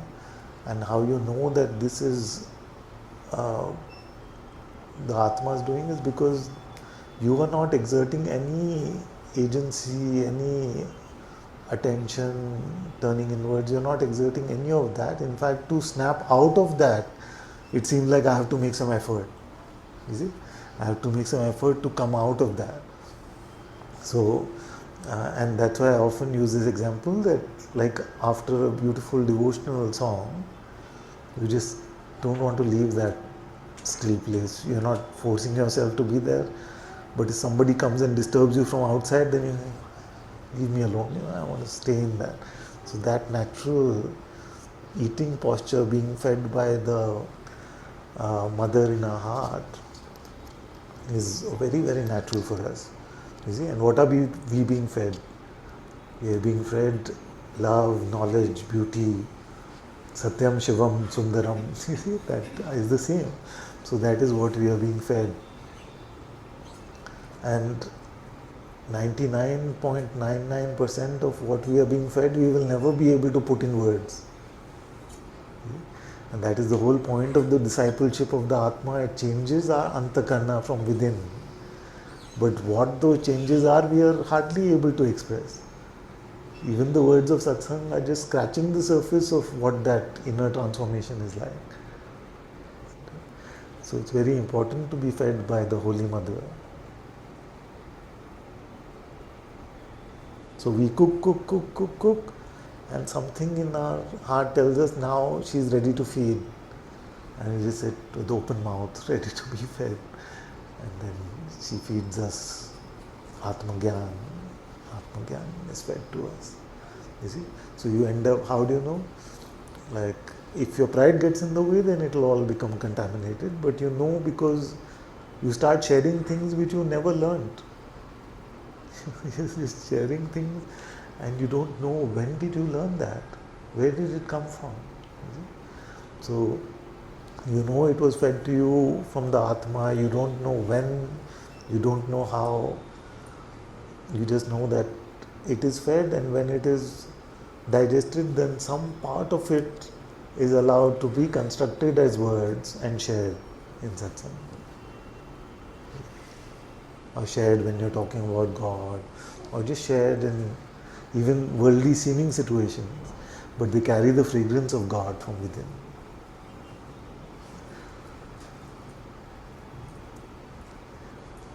So this part is very important, and please, none of you must believe that this is inaccessible to us. All of us can go into that holy stillness, that holy silence, where revelations are being fed to us in the light of the Atma within. That process is called grace.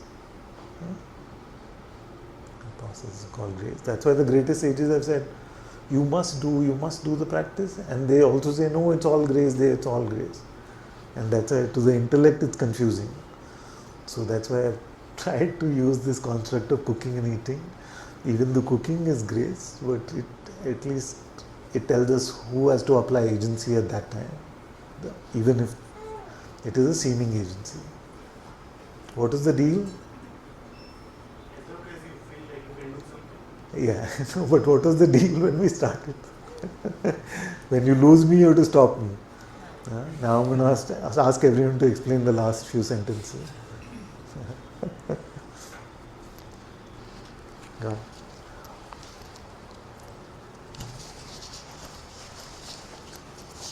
So one more tip is that even if you're convinced that that day there is no stillness, no silence happening, and it's only going to be cooking, then give yourself just a few minutes to just remain empty and inward, and maybe your mind was tricking you.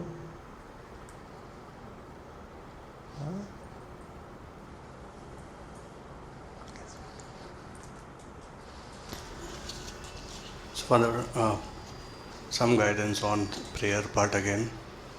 Again, you have done this 100 times, but Maybe. So starts with let's say a Naam Jap, which could be mechanical, Father, and then remembrance of Ram, and that remembrance is in form of form. Is it like Ram in his form, and then also remembrance of what he is. Okay, Father, and then you say, when say he is with you, inside you, again it's remembering as he is inside you, or what is next step? Still in the remembrance only that Ram in his form is inside me. But that's all is part of remembrance only yet. Then It doesn't have to be linear like that. But, I understand. But if it helps you to be linear like that, it's fine. So it's that's where I fine. stop. Yeah. I remember him inside me in some sort of form, and inside also his form, Father. So it's not very clear in words, but still in his form. So Father. when you remember he's inside you, even as you're saying that, where is the joy? You see? So, okay, let me dive into this part even more. Like Saint Teresa of Avila said that prayer is not prayer unless we really remember who we are praying to. You see? And we don't forget who we are praying to in terms of the label. We don't forget we are praying to God. We don't forget we are praying to Ram. You see? But who Ram is, we forget. You see? So the remembrance of Ram must be remembrance of who he is. Who is Ram? And the beauty of incarnation, the beauty of God in any way actually, is that whichever aspect of them you remember, it will only elevate you. You see? So you may say that I only know Ram as the son of Dashrath. Dashrath Nandan Ram is all that you remember. Now he has given us enough beauty in his worldly life for it to bring joy, wonder, peace, gratitude into our life. You see? Even as the son of Dashrath is given us enough. You may say that Ram actually means the light of the Atma within, which is one of the definitions of the word Ram, is the light of the Atma within. So just to remember that he is here as the holy light of the Atma within is enough to elevate us. You may say that he is Saguna Brahman itself, that which is the entire manifest. In fact, that from which the entire manifest arises, the boundless, that is enough to elevate us. Or you may remember he is that which is beyond manifestation, non-manifestation, beyond being, not being, beyond time, space, beyond any notion that we can pick up. If you remember him as that, that is enough to elevate us.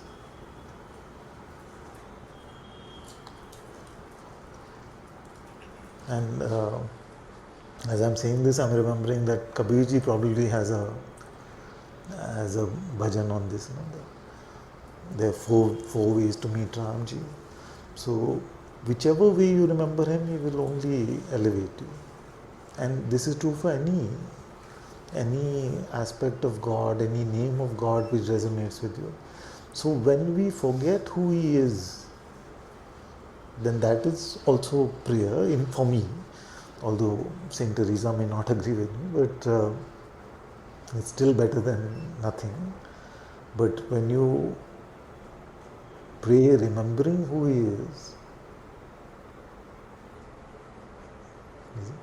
then joy, wonder, love are natural. Are you getting a sense of what I'm saying? Yes, sir. This may be a bit tricky. So remembering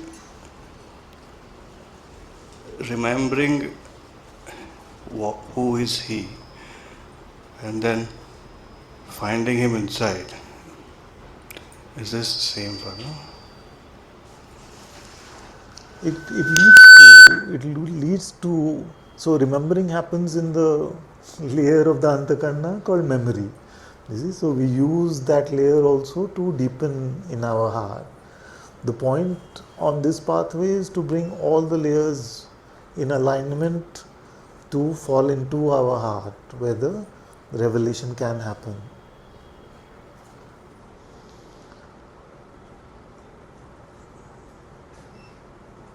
So if you were to break it up, I would say that remembering is part of the manana.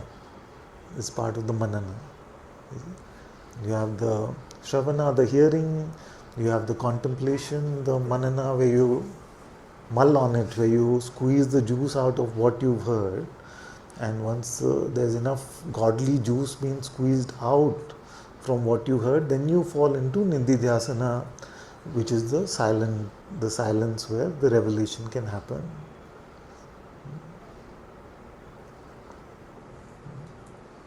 So for the leading question, so which other antakarna tools, like you said, memory is one of that. Can you talk more? What other tools are leading to this? So basically, we are familiar with all of them. So if you include everything, then let's start even beyond traditional definitions of antakarna. Let's say how I would define it. I would say remove kusang from the outside. Remove bad company from the outside. Those things which pull you into more egotism, more selfishness, more bad habits, more lack of making yourself available to God. Remove that from the outside. Then at the level of the body, keep it in a state where it's not too lethargic, too unable to pray, not reasonably hygienic, all of these basic things. First time probably I'm saying that in Satsang. Then fill your head up. If you can't keep it empty, and most of us struggle to keep it empty, fill it up with God's name. So Ram, Ram, Ram, Ram. Gyaneshwar ji said that without Harinam, man vyarth jave. So if we don't fill it up with God's name, then this whole instrument is going to waste. If you are going to imagine, then imagine his beautiful form, imagine how he must have lived, where he must have lived, what like Saint Teresa's main practice was to contemplate scenes from Jesus' life. So she would just imagine herself being in the garden, imagine herself being at the crucifixion, all of these things. And that led to her deepening. So use your imagination in that way. Remember all the beauty that he has blessed you with. So your memory also can be filled up with remembrance of him. So all these layers. Then the inside, ego then has no space. When we filled ourselves so much with him, then ego has no space. Maybe pride can still, we can get into I'm remembering so well, or I'm doing so well, or things like that. And then what is there is the presence of the Atma. And once you come to darshan of the Atma, then there's nowhere else for us to go.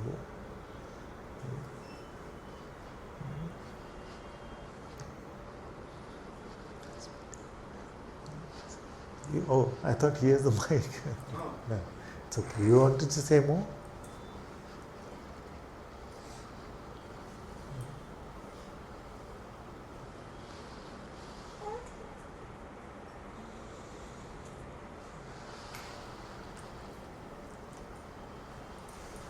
So all the sages have talked about kusang versus satsang.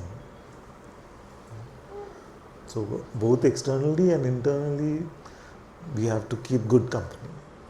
Don't get involved in nonsense thoughts from the gutter. Don't get involved in all of this thing which makes you so involved in egotism and me. And on the outside also, our outer environments can have for that period of time, can have a deep impact on us. Now, as you strengthen more and more in your heart, then you will want to go where the perfume can be spread more. When you're carrying his light in your heart, then you want to spread the light. Naturally, as a pregnant mother wants to deliver the baby, many times you feel like you have to share from your heart his love, his light, like that. So then you are becoming the satsang in the lives of others, that is holy. But don't go into kusang to become a participant in kusang. It is very tricky. So we have to really be strong in our heart, because many times with the beginning intention being to share God's love and light, then that can be easily corroded by Maya into becoming about me, about how good I am, how great I am.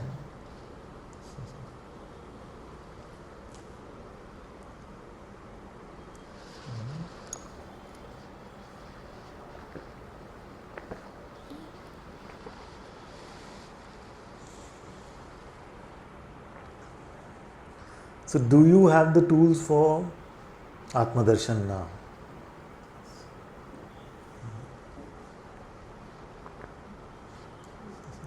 So I can only bless that you use them. I cannot use them for you.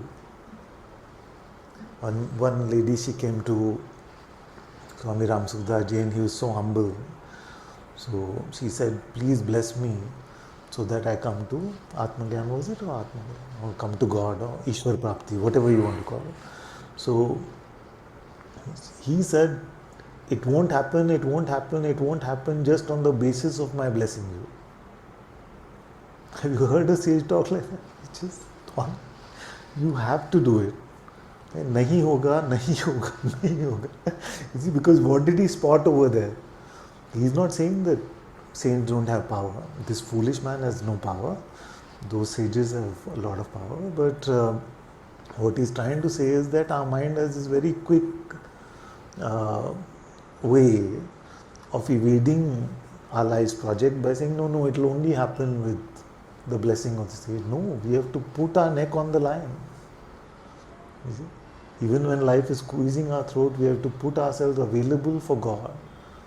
See? Because every moment you will have a temptation to be filled up with the me. And you have to resist that temptation to be filled up with me and to be empty for God. To be available for God.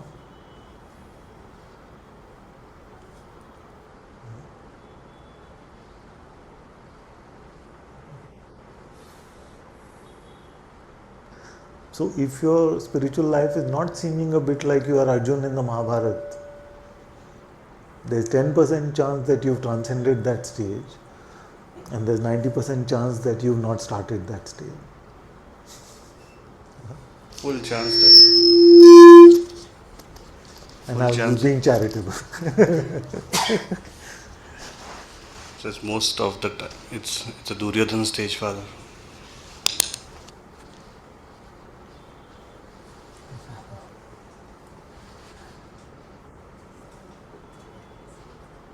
Why? But you have to transcribe them. Or you want something private? No, I feel like I'm feeling so happy just to, I don't know if I'm checking with you actually, just to be able to meet the pointer, Father, that like you said, no, Anandamay, Vismayapurn, Premmay, Nirantar Naam Jap. It's almost like a statement. No, don't. It feels like it's almost like a statement that you're making. She needed an excuse to switch it off anyway. It feels like a statement that you're making about my heart temple. Yes. So nice. That I can meet God's presence and that joyous. Thank you. That's so helpful. That's so helpful. And that's exactly what I'm saying. You put it better than I did. Because your heart temple environment is like that.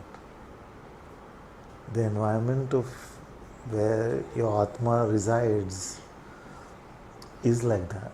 It is full of joy, it is full of wonder, it is full of love. To reach in there and to meet that is to bring yourself there as well. Very good. Thank you. She said that what you've described in being Anandmaya, Vismaya, Purna and Premamaya is describing the environment, the climate of my heart temple anyway. It's very well put.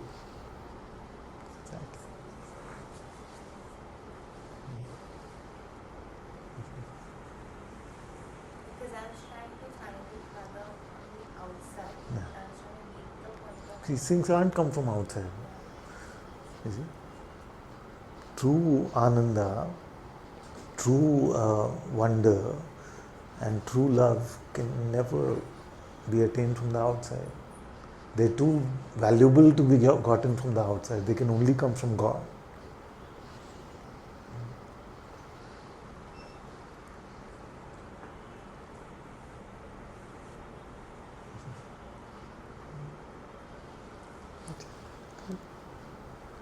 Sit comfortable. We don't have any rules and regulations. Be safe.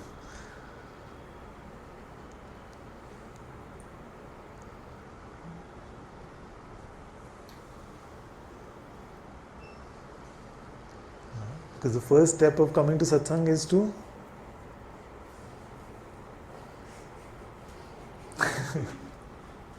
relax. First you have to relax.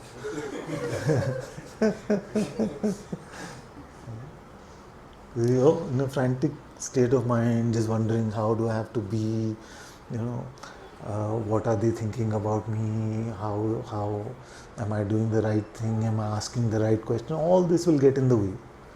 So first is just relax. That relaxation will help your peace. In peace you will be able to assimilate what's happening. Because otherwise if you're in a agitated frame of mind or worried, you will not assimilate what is being shared. So what is being shared leads to some peace, but if there is peace already, then that can be assimilated more. Like you attend satsang, hopefully sometimes you feel that after satsang you feel much more peaceful. You came in with a lot of worry, but you leave with a lot more peace.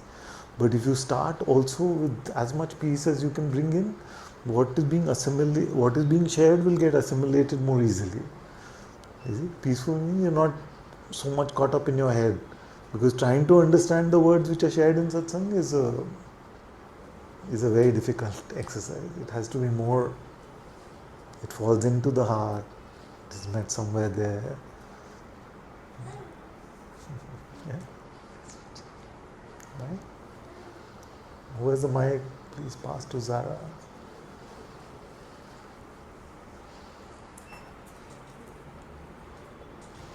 Father, but many times there is a struggle to grasp.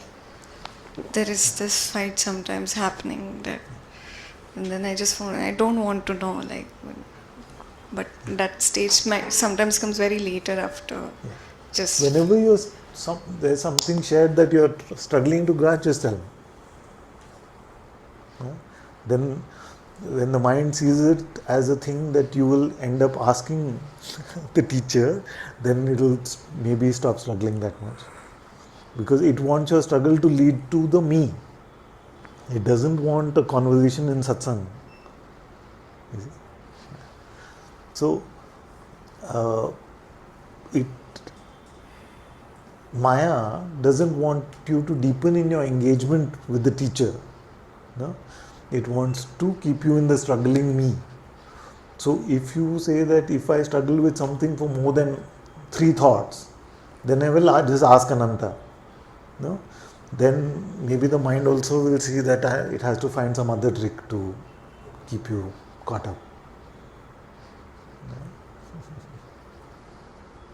thank you, Father. You're welcome.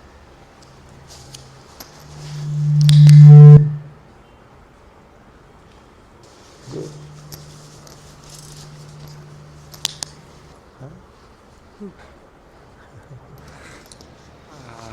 Actually, this is so true, Father, which I felt like the mind doesn't want to come up and talk to you. Yeah, exactly. Like for the first year, like the whole year, I didn't talk to you at least because giving a thought that, oh, he knows already. Like, why should I? Like, okay, like that, some or the other thing. But not this. I want to say something like, when the focus prayer is happening, a lot of time, most of the times I get caught in pride or some or the other thing, but like sometimes there's also spiritual thoughts which take you away, and it's not like, it doesn't have that clinginess, it doesn't have that, the thing what we can tell, like when I go with my pride, when I go with my identity or whatever, this spiritual thought doesn't give me that kind of taste. Gives me like, maybe, I don't know, you have to say something about it. Is it loving in nature? Some are, and some are like just gonna trap you in something. I don't know what So I'm if saying. it is, it's got this texture of love about it, you see, then don't worry about it at all. If it is just like one authoritative voice trying to convince you about some spiritual idea, then ask it to proceed. We used to say initially, आगे बढ़ो भैया, नहीं चाहिए. But love is a very good way to see. Atma can't help but love. Yeah, true. I'm seeing that, Father, like, for instance, yesterday I was just going through some things, and in the morning I was thinking, I had some things in my mind, or like, कि कैसा उलझेगा, like कैसा सुलझेगा. Until evening, it was like solved in a very greater manner than anything I thought. Like, so somewhere to leave it to Him, it's so peaceful in heart, and also like better solutions than I can decide for myself is what I feel. Yeah, But it also, needs that patience, faith, humility, because mind wants instant resolution, and God will use every opportunity for us to deepen in our faith and humility. So that needs a lot of patience. When we are grasping for solution, we want quick solution, and yet the most elegant one just come over a period of time, and we don't even realize how things got solved.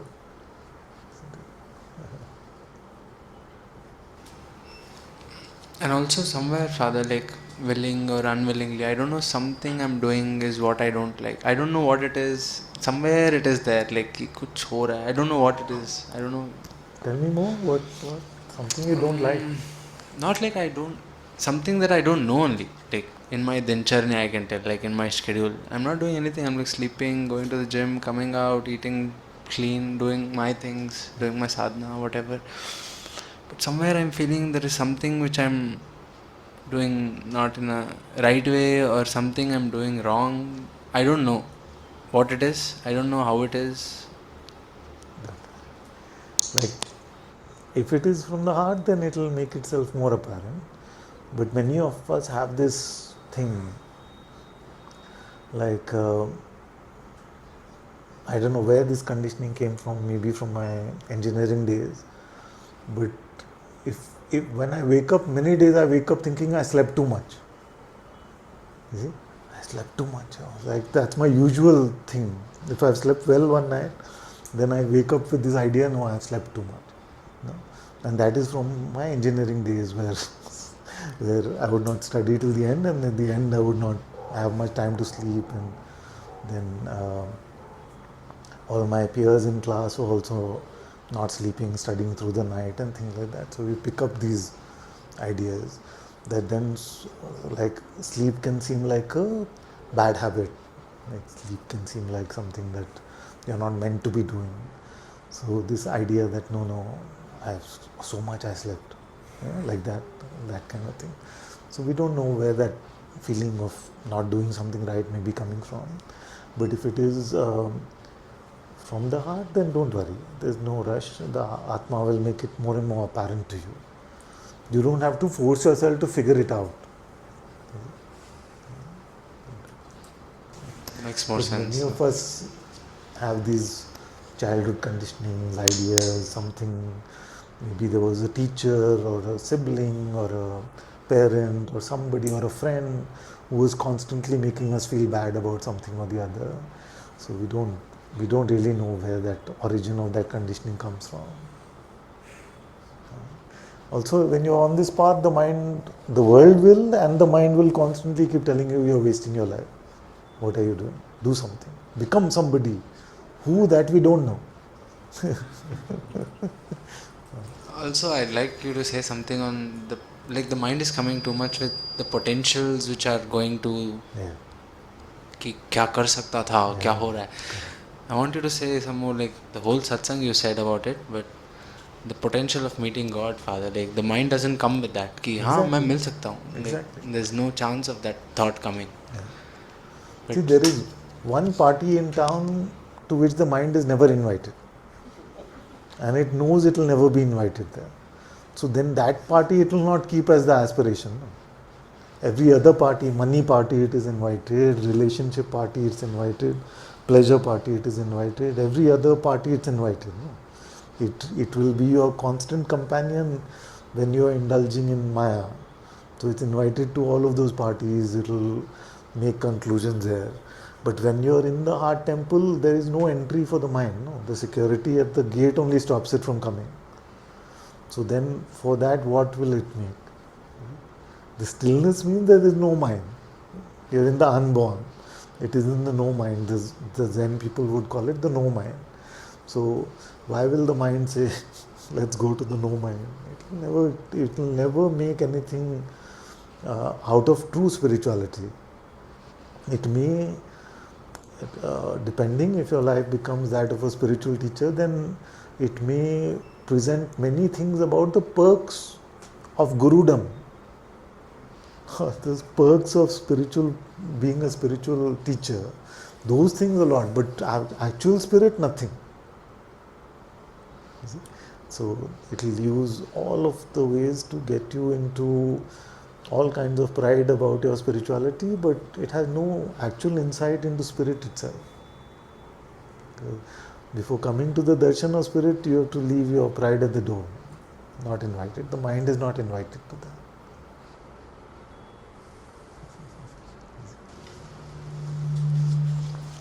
That's why I have to be very careful as I'm saying this also, that if I notice that in satsang there's a lot of me stuff happening, then am I referring now to my mind for sharing, or am I really being the instrument of Atma? Very quickly it can switch into pride.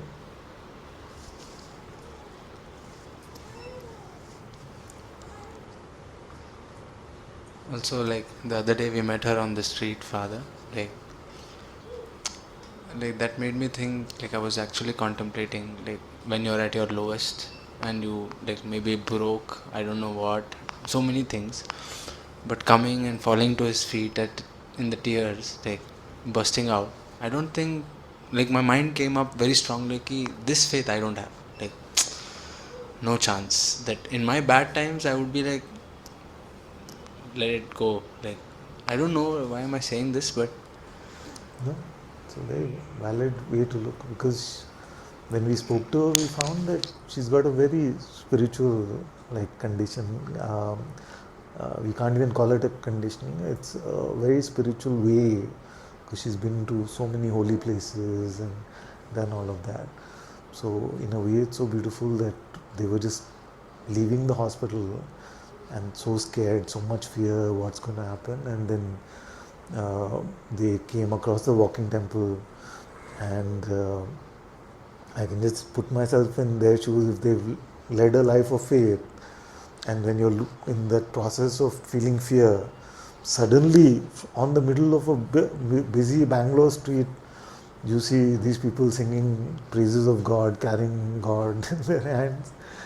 That is filled my heart so much, because I feel like it is such a gift from God that He's allowing me to participate in this process in this way, because the depth that is offered in satsang is very important, and we have to continue that.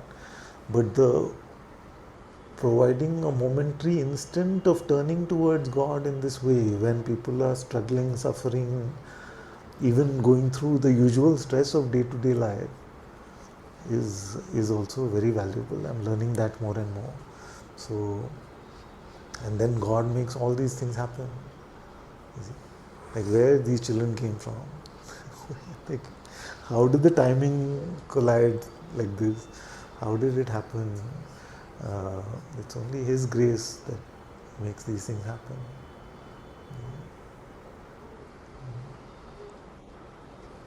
So sometimes God also brings us reassurances.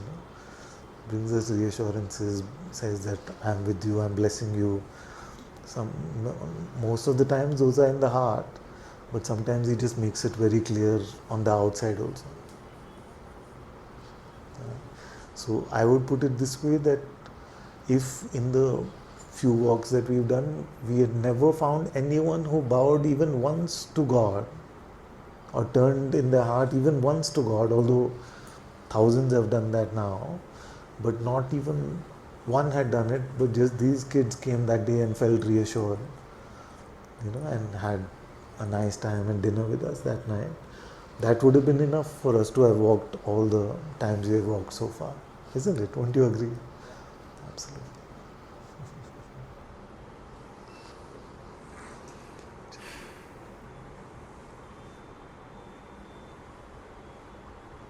And I feel like it's good at so many levels, because I feel like what has happened in satsang many times is just becomes a process of getting. What am I getting? What am I getting today? What did I get today? So this, like a spiritual treadmill, we are just trying to get. You see? So then we put ourselves literally out there, and just with no other intention but to sing God's praises, to love Him, and to share that love with brothers and sisters who we don't know whether they are interested, not interested, anything. Just that spirit of handing over our entirety to God, including this body in this way, I feel is a very helpful exercise, very helpful process. As Gyaneshwarji said that spirituality is not about getting but about giving. We have to give ourselves, and we have to use whatever instrument is available to us to give, to share the light of God, to share the love of God.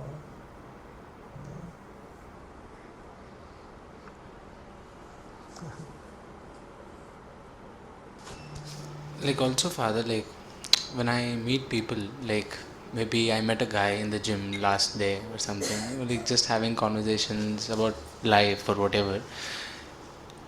There's a point where the conversation ends and there's utter silence, and that's when he's also putting out like, yeah, why, like, there's nothing, like, money is not giving me this, my girlfriend left, some of the other crying, whatever he's doing. I'm talking with him, and somewhere feels like there's an openness to people, and my mind comes up telling like I have to talk about satsangs here, like which happened, and apparently that guy lives on the 7th floor here. Oh yes. Yeah. So I felt like, bro, you're just like one floor.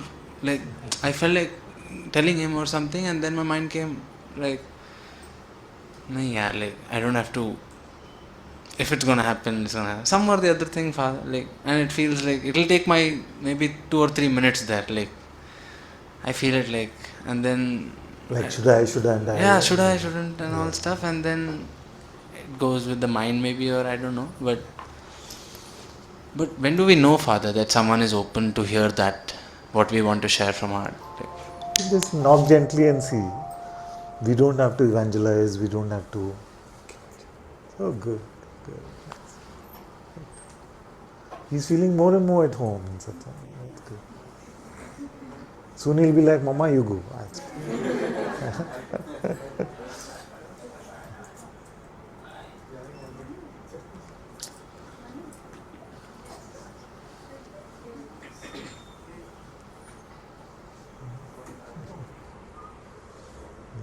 So if it's not clear in the heart, many times it's not clear in our heart whether to share more of what our true life is or not, then if I have to take an idea about it, I just have this idea that let me try knocking gently and see if there's some openness. But you're not trying to force anyone, convince anyone. Because many times people just if you improve their day just with smiling and having a chat with them, that itself is a very good seva. If you can make them feel a little more positive about thing instead of adding to suffering, that itself is good seva. But if you feel like somebody could be a little open, you can knock gently and see. Because otherwise, if Atma didn't knock gently and see, then both of you, brother and sister, would not be in satsang. She went as a patient to Ishana. She knocked for a month, it seems. She knocked not gently, that's good, okay. Then Atma she must have found some resonance. Oh, to knock gently and you see if there's some resonance happening there. So she must have found something. Also, God created enough things for Ishana to come to satsang.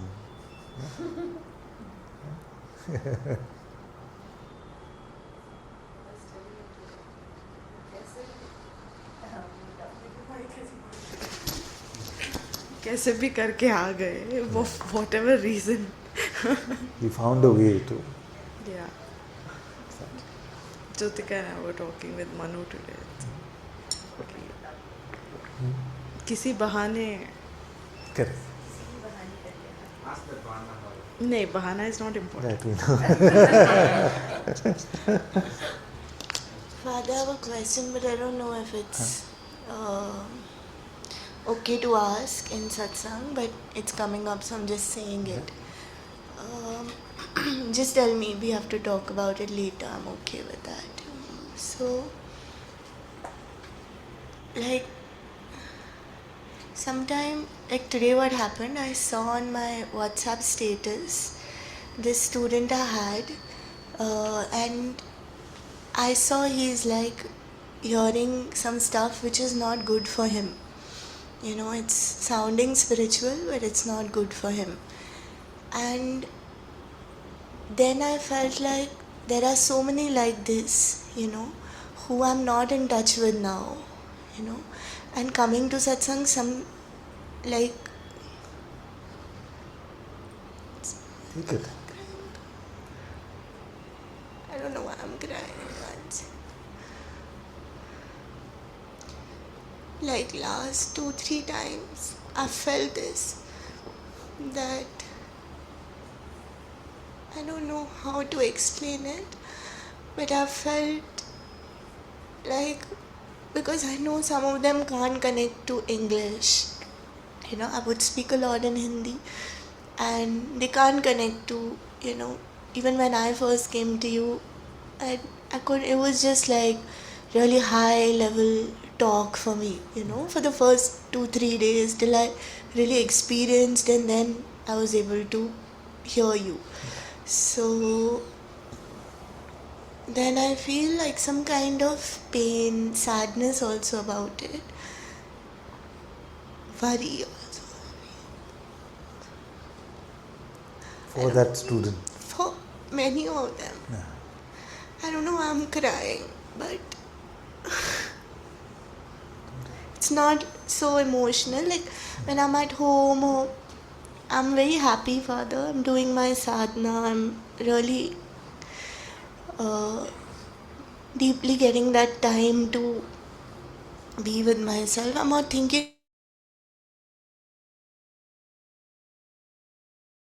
you know, somebody I see used to come so regularly, now is not coming to you, not talking to me even. That is okay. It's not like I want everybody to talk to me.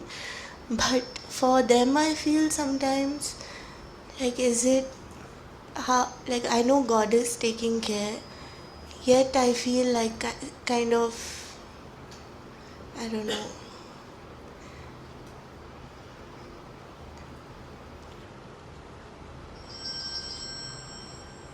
It's tricky, the topic is tricky because at one level we know that God is creating everybody's curriculum perfectly, At another level, we also know that Maya uses every opportunity to turn everyone. So, the highest gift we can give to our brothers and sisters is just to pray for them in our heart. Like there was a sage, Orthodox sage, who said that rather than, I have realized after many years of sharing, probably you only shared this with me, but he said, I realized after many years of sharing, and he was quite old by then, that more than what I am sharing with you outwardly, it is my praying for you in my heart to God which is going to help you. Like, I hear you, I will do that every time, but I feel like an irresponsible, like I made, so these ones can come, they're in Bangalore, otherwise I don't know, Father, the ones, most of them were not in Bangalore, right? Only 4-5 were in Bangalore. The rest one, nobody was here, and there's so many in different places. It's like I have just gone off circuit, and I know it's very essential. It was very, very important, but yet I feel some like.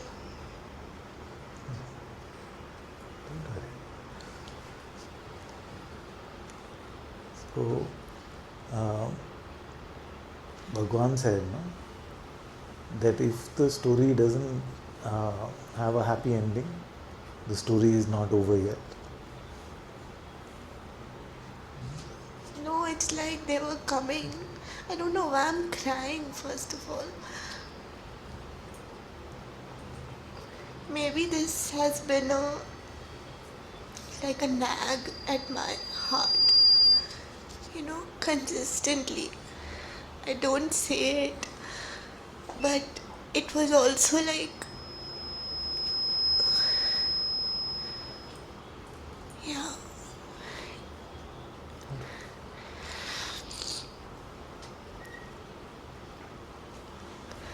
Like, it was like so many of them were relying on me, I felt,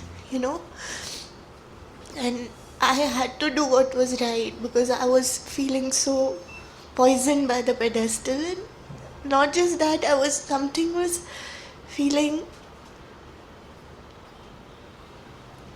I don't want to do this, Something was not letting me do it. Every time I had to go for satsang, it was becoming like, I have nothing to share, I have nothing to talk, and I was feeling spent. But at the same time, now, not just now, Father, over time I have felt these people were really, we are with you, they were like that with me. And then sometimes I can see, like, one of them will just say, Radha, Radhe, Radhe, but I can see in that, I can hear in that, because I can feel there, but they don't know how to. Without a regular satsang environment, nobody is able to do it, and I'm not able to share. I'm not saying I want to share, I'm not able to do it, yet I feel bad about, like, it makes me feel bad for, I don't know how to say more, like how to say this. My feeling is, like it's not a prediction, but it's a strong feeling that you're not going anywhere, they're not going anywhere. There's more to this story than is apparent right now. And Father, I feel like I mean, ultimately everybody is going somewhere, but I'm saying for the moment. Yeah. Also, I feel sometimes I miss all of them sometimes, Of course. because I might have been very dumb, but I love loving, like love is my thing, I feel, and they also had so much love. I miss that somewhere. It's understandable. You know, It's understandable. it's like a family also we made for 3-4 years, you know. It's not like I don't know, maybe it was all rubbish, but Like unconditional love comes from God, and it knows, like rays of the sun, it knows in which direction it has to go. So you don't worry. It's like what is that saying in Hindi? दाने दाने पे लिखा है खाने वाले का नाम. so like So I just explained for those who don't get Hindi that like every grain of food has the recipient's or the final eater's name on it already. So if there is love in your heart and it is meant to be shared, then it is a gift from God which will not be taken away from them by time. okay.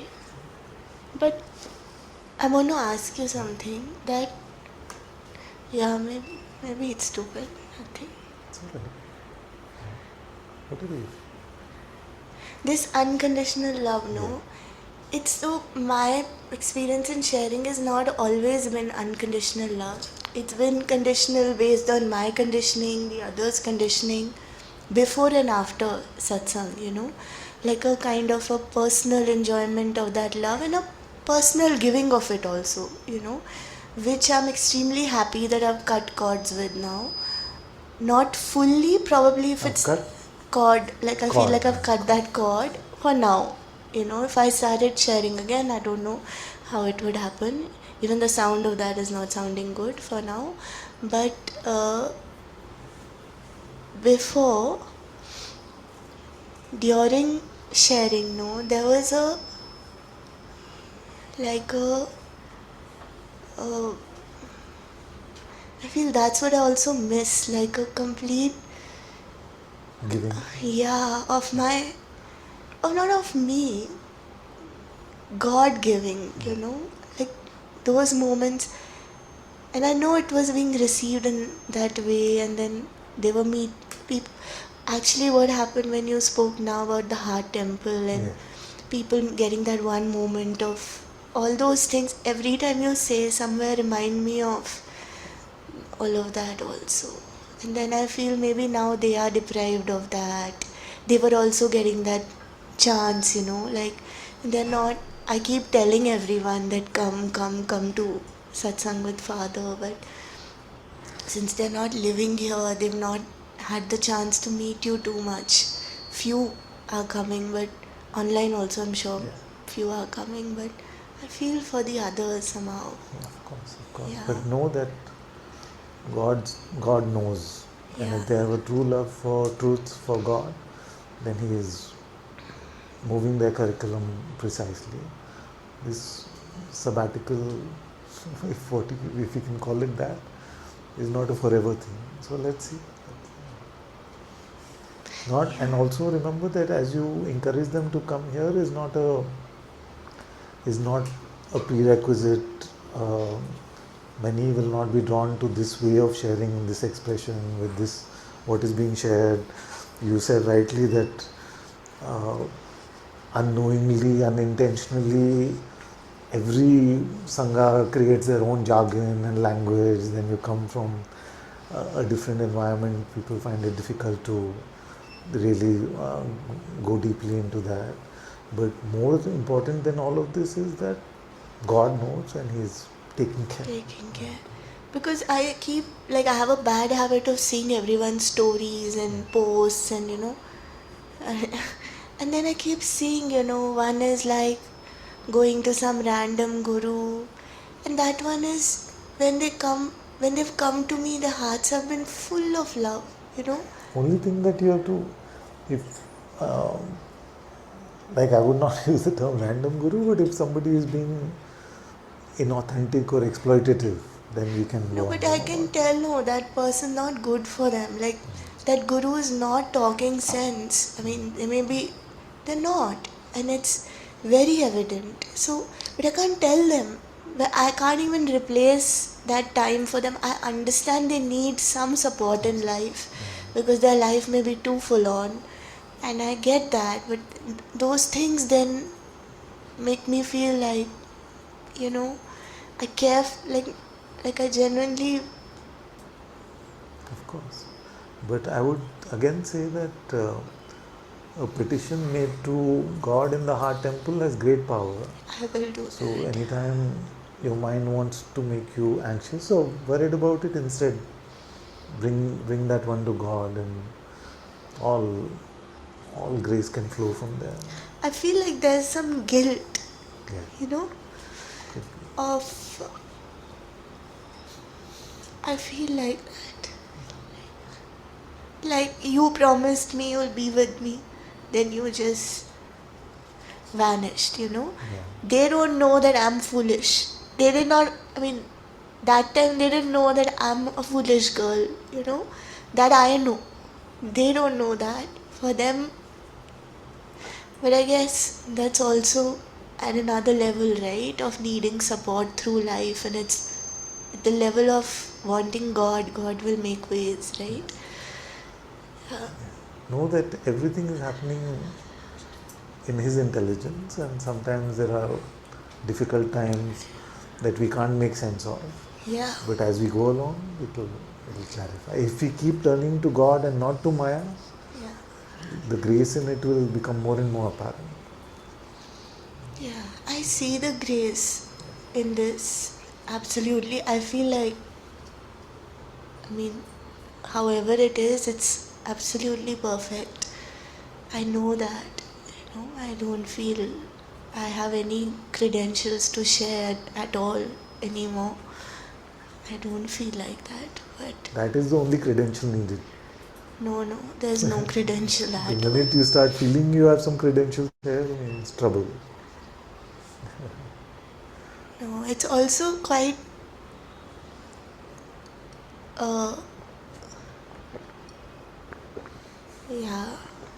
something to look at your sharing, like for me, my sharing time, like how this whole, like how it is, how God will bless you, and then how Maya can trap you, and in so many ways you don't know, till you. It's quite a thing to look at. It's quite like when you talk about it, I've gone through all of that, right? So it's quite something, You give examples of how it could go wrong, and you are an example of how it's completely perfect in my eyes, even if you say no. But I've gone through the wrong and also moments of, God's blessings, and all of it is a blessing, I'm sure, to help me come out. But I'm sure about one thing, that here this one is far from perfect, and there are thousands of things which are wrong here, and may God show me more and more. I'm also sure that only like a small percentage may be visible to me right now, because in pride I'm not able to see what else is wrong. But my constant prayer is to keep showing more and more of it. There is a lot of spiritual conditioning here. There's a lot of pride because of 14 years of sharing. There are many ideas here which are not always in service to God. So perfection is very, very far. yeah, but like how I am seeing I just want to say it out, just for the sake of saying it out. And I want to also say,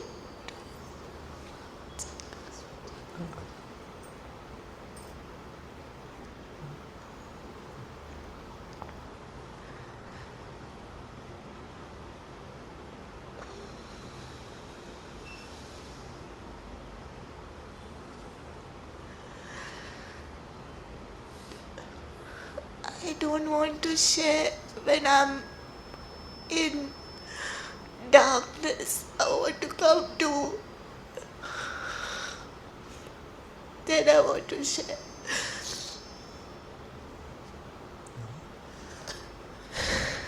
I really want to say this.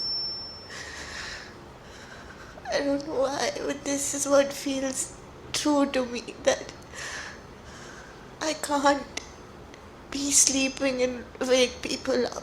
That's how I feel. And in that way, I feel it's so good. Everything's so good. I'm so grateful. Yet, this kind of stuff, I just wanted to see it. See, the problem is that nobody ever feels like they are sleeping. They are asleep. Like I may be fully sleeping, but I feel like I can wake people up. So can I really know? I can't really know. I have a feeling that one day I'll come face to face with God in some way, and hopefully the report will be that I served Him in some tiny way. But am I sure of that? I'm not sure of that. If it will happen that way. Is the attempt that? Is the intention that? It would seem that way. It would seem that way. Can I really say 100% that it is true? I don't know, because I could be blinded by pride. So I'm very grateful that in your case we were able to look at these things together, and in the looking we were able to see things a little more clearly. And I just keep hoping that this sabbatical, this break is giving you the space to deepen so much in His love and light, that when you come back, you'll come back so much agent of His love and light, that you will surpass this foolish father of yours by 1,000,000 times. That is my blessing to you, and my blessing to all of you kids, because the world needs 1,000 teachers. Yeah, but that's where always the contradiction is.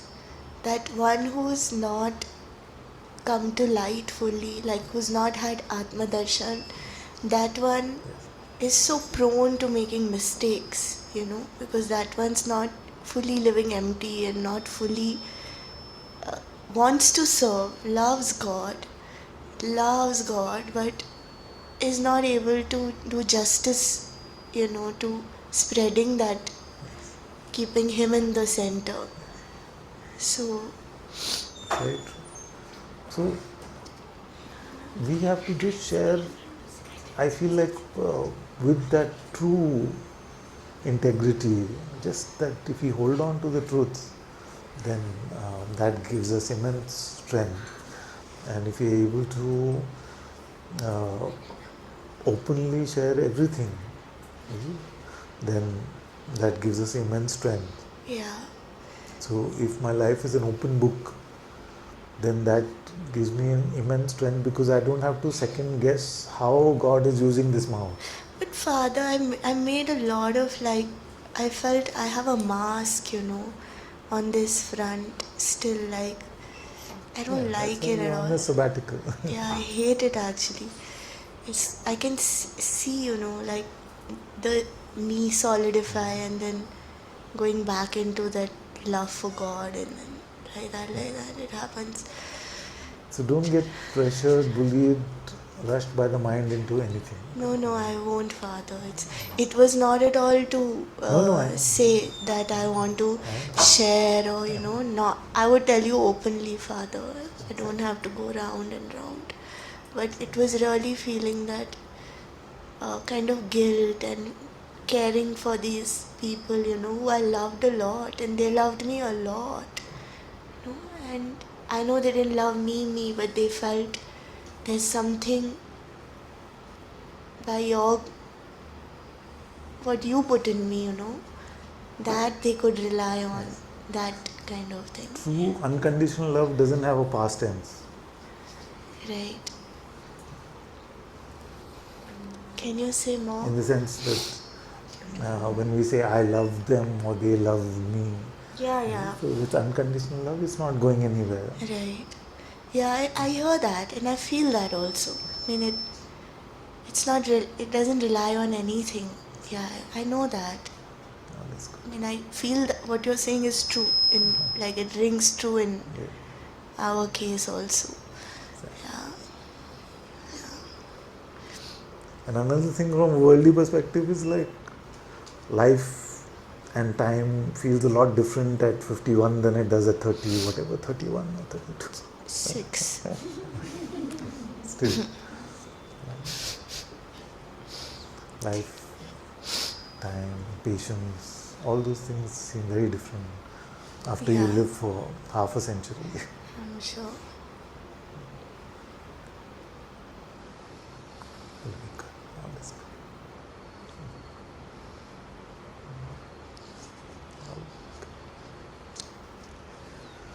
Okay. So, everyone has a sense of how to come to Atma Darshan. Yes? Is the yes coming? Is like, it's late, we have to go. Do you have a sense of how to come to Atma Darshan?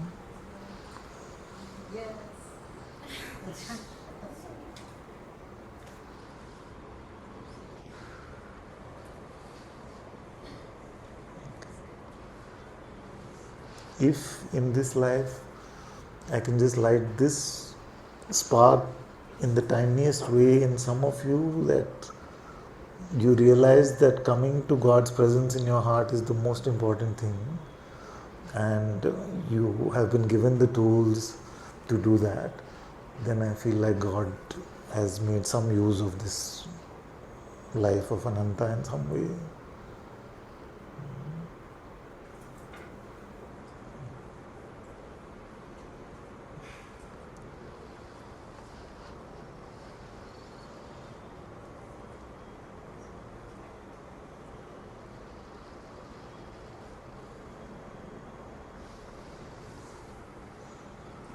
So, what are the three questions? Where is the awe? Where is the joy? Where is the love? If that is the climate of your heart temple, then why are you distant from that? Okay, let's hear what Georgie is saying.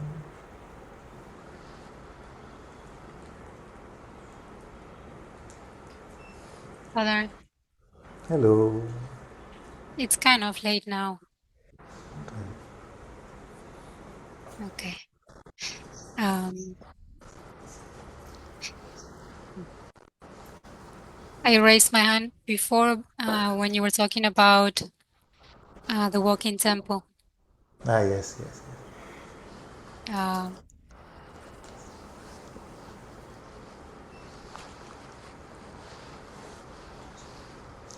I'm hearing, don't worry. okay.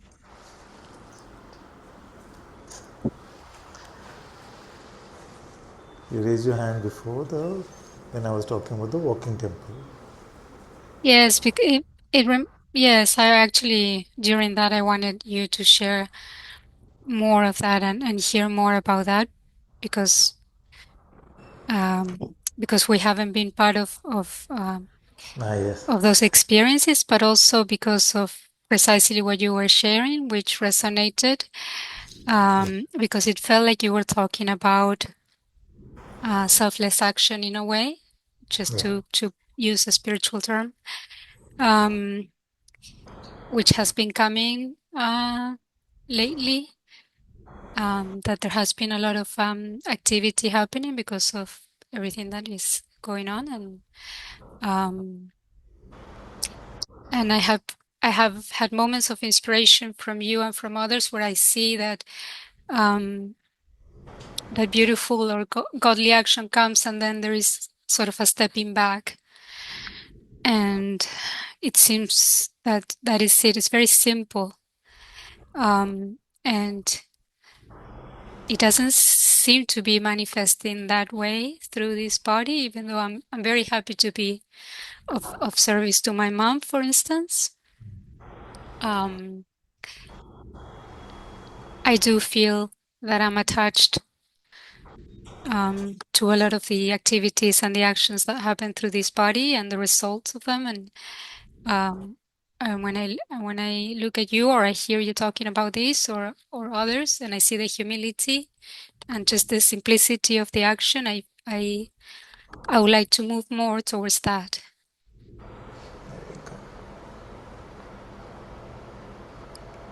So that's why I raised my hand then, because I wanted you to talk more about that and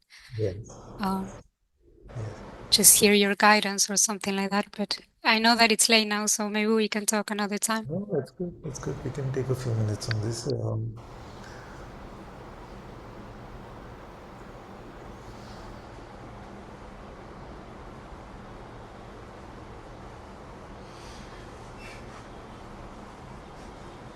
Actually, for many years here, there's been a crazy feeling that I wish I knew how, or I wish I could sing well, because I just want to be a kirtan wala. Just like sharing kirtan seems so beautiful, and I felt uh, like I wish God had given me a better singing voice so I could just share devotional songs to Him, just walk the streets and sing His praises. And it always felt like it's a pipe dream, it's not something that is for this life, because this life had a very different start and a very different middle. And yet, what happens, I guess, naturally is that as our spiritual life evolves, we go from how can I search for God, how can I find out who I am, how can I be with God, to there coming a point where to be pleasing to God in your heart is the only thing that really gives you joy, where you want to be in service to Him, for it to be, for our life, for our existence to be pleasing to Him. So as that feeling came more and more, and then something in grace brought us Godavari Tai at the same time, brought us so many things at the same time, that I just felt, why don't we try spreading God's love and light in a way that is very accessible to people right in the middle of their busy lives, to offer a moment of God's loving presence, that offer a moment of reassurance to those who are suffering, struggling, stressed out. I felt very drawn, and I felt like it's pleasing somewhere to God in my heart. So there is no real comparison. So I can't really say whether sharing of satsang in this way, in depth, going deeply with a few of you as you gather, or meeting hundreds on every walk in the street, what is more important for this life, I cannot make such a call. But both feel very auspicious at this point of time. And by His grace, and I have not mentioned much of this, but I'm going to try and say it in all humility, as much humility as possible. But by His grace, on every walk, we are so touched by His miracles.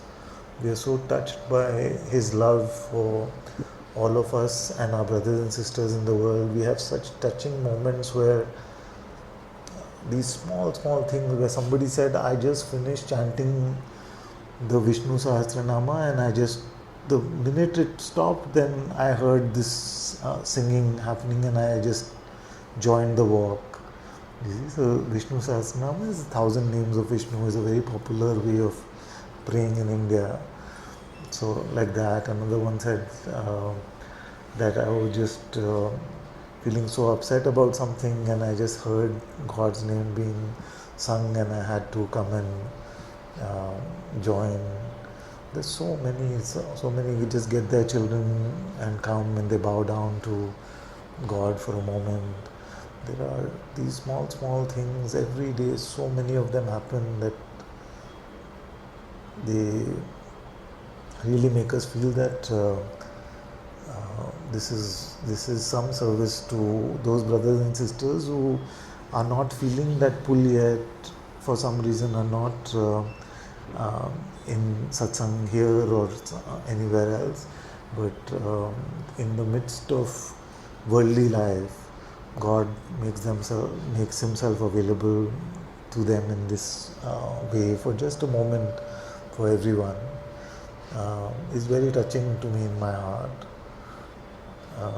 That's one aspect of it. There's another aspect of it, which was that for some of us there was a lot of shyness. You see, there Yeah. are a lot of neighbors around this part of town who may have seen us in different light or different ways. So many had to go through these initial few, like breaking through that image, and there's still some who are saying that I can do it here because nobody knows me, but if I had to do it in my hometown or in my neighborhood, then I would not be able to. So in a few more weeks, I feel like that self-image and that egoic idea of image will also go. So it's also deepening that aspect of it.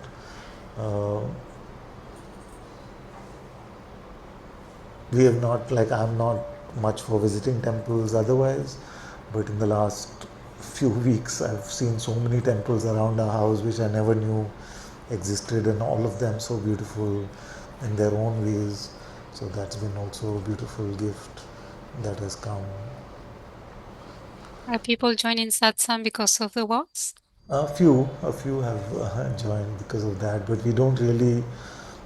We just talk. We have these small cards which are just talking about the walking temple itself, because I never wanted to feel like it's some sort of propagating for Advertisement. Satsang with Ananta, or it's a marketing campaign or something like that. I Just want if to. people ask you, tell them.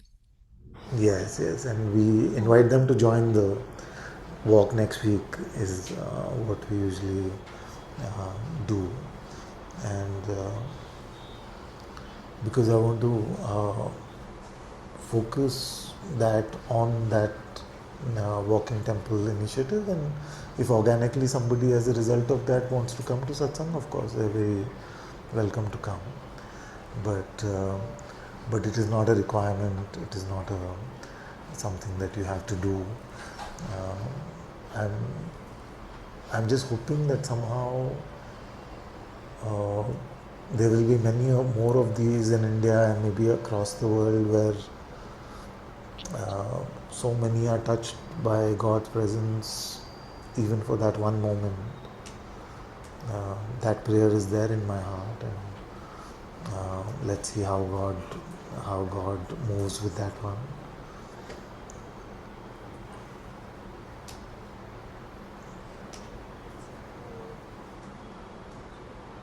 There was one beautiful thing that we went to this very narrow street.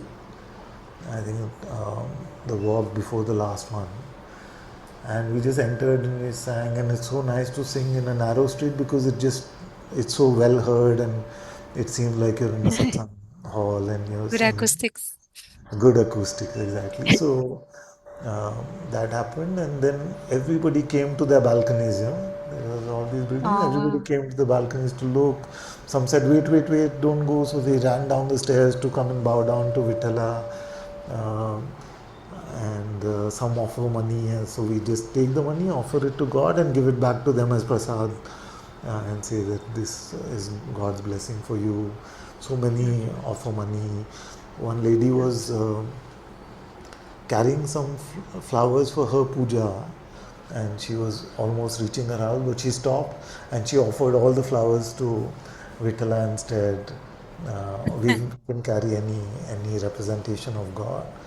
So there are so many things which touch our heart in every walk, and I feel I feel very good, very good about this initiative, this That sounds project. wonderful.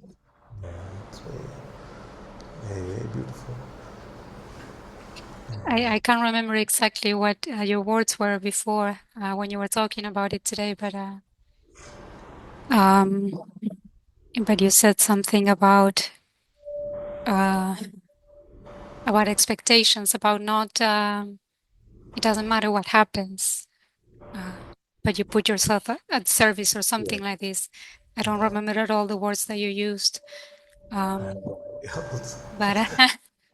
but that's why I raised my hand, because I felt I needed some inspiration with that, because like I said before, I'm happy to be of service, but I would like that to reflect service to God. I don't know how to put this in words, but yeah, the small moments, yeah.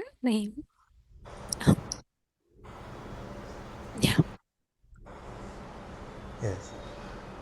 That one moment, and we've had so many who've turned to God for one moment in the works that we've done. I feel there is great power in that turning for one moment. And if this becomes the excuse for them to turn, you see, of course, it is God's grace that makes them turn towards Him. But if He's using this project as the instrument of that turning, I can't imagine a more blessed opportunity for us, for myself, and for all of us. That if we are to be instruments of His love and light, and He's using this Sangha, this family, as an instrument in this way for so many of our brothers and sisters to turn to Him just for one moment.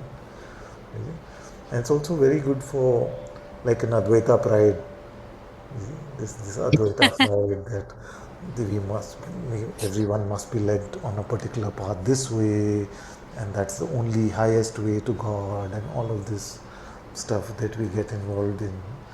I see that one moment of innocent turning could be as high as a very deep self-inquiry. We are nobody to judge uh, what is highest, what is direct, what is indirect, what is true love for God, what it means to be sincere. All these judgments go out the window, especially on the streets. What on the streets happens because Bangalore traffic, no? So this is a peak time Bangalore traffic. So when you're walking on the main roads, what happens if you try to sing bhajans which are more than 2 lines? It just doesn't happen because everybody loses track of where we are, which line is being sung. So you have to repeat only the ones which are those chants which are just to be repeated, because there's so much stimulus which hits you, and you're a small group of people who are walking around, thousands around you, and just to retain, it's beautiful. Yeah, I wanted to say this, that it's a beautiful sadhana, because to keep your focus on God when you're surrounded by so much stimulus and Similar, people, yeah. and there are dogs barking everywhere and traffic noise and some cars are getting blocked, all of this happening around you, and the sadhana is to just keep your eyes on God in your heart temple. That gives you very good practice for life also, because life will give you Yes. so much stimulus at times. We face so much inner stimulus of emotions and things like that also. So this is very good practice to deal with what Maya can throw at you in a very impersonal way. Thankfully, by God's grace, nobody has really attacked us so far and said, "What are you fools doing?" and "Don't you have better things to do?" And that may happen anytime, but the stimulus has come in just by the virtue of it being present in the environment. So, but that itself is a very good sadhana, because I notice for myself and for everyone else that after a while it becomes very difficult to keep the focus on God within. Everyone starts Yeah. getting more involved in the outside. So I try to remind myself and everyone else also that remember who we are doing this for. Very. So it's very good. Seva, sadhana, satsang, everything. All the S's are well covered in this. Father, do you have anything to There's something with the connection. I don't know what's happening. Anything to say, to share about this this attachment to the result of our actions, to just being a little bit too, I feel like I'm paying a little bit too much attention to what happens after I take action. Yes. So, And I'm becoming more and more aware of that, but I'm not letting go. yes. Uh, a lot of that is there in the, I don't know if you're in the Bhagavad Gita group, but I know. a Yeah, lot of, yeah, I'm in the group, but yeah, it happens when I'm sleeping usually. I see. Yeah. That document is there. It captures a lot Yeah. of what we are sharing, and Yeah. a lot of the Lord's teachings in this way are because of are pointing to that, just to allow God to move through us as instruments and not get attached to the outcome. A lot of emphasis Lord Krishna is putting on that aspect of it. So it's very important. You know what you have to do in a way. I can just encourage. Uh, Ram Suksaji also said that the very definition of spiritual practice is to remain in not just equanimity but joy in God's presence in spite of anything, whether the mind labels it good or bad happening outside in our life. So Yeah. he calls that sadhana in a way. He uses the word tapasya. Now, tapasya means that it's the heat of sadhana which you endure, and that makes your spiritual life stronger. So, the tapas part is the heat part. So, the heat is what Maya brings to us. You see, Maya brings to us with our narratives, with things happening that we don't like. Are we able to remain in remembrance of God and joy of God in spite of whatever Maya may be throwing at us? And if we're able to face the heat of that, then that heat burns our conditioning. That heat burns our old grooves, which take us away from God. So, but if we are attached to the outcomes of what we are doing, then we are not enduring the heat of Maya for God's sake, but because we want some outcome out of it or some idea of what things should be. So, all the sages, Lord Krishna is also telling us that that is none of our business. What happens Yeah. as a result of it is none of our business. No. Our business is just to follow His guidance in our heart, to follow His will and not get into selfishness, egotism, pride. So, so just if we can just keep doing God's business and not getting into business which is not ours, then we are fine. So you come soon, then we'll go for a walk and you'll get a good sense of what's happening. I will be one of the ones that has trouble with it at the beginning. Yeah, everyone, like a lot of the Has kids to, had that yeah, couple of get years. over a lot of resistances, I would imagine. It's a good opportunity to get over. Yeah. Or you can do one there. Oh, that would be even more, more resistances. What is it? Yeah, it would be a very unusual sight for my neck of the woods, something like that. It's very unusual here also. It's very Oh, okay.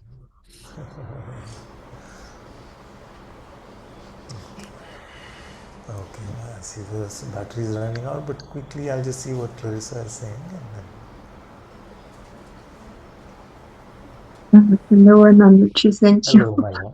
Hello. Thank you very much. I just Hey. wanted to come up and ask for your blessings. Yes, yes.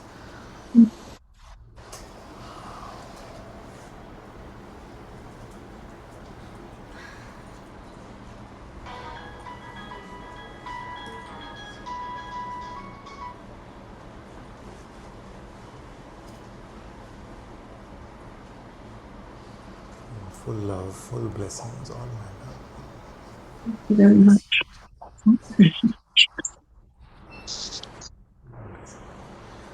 Thank you.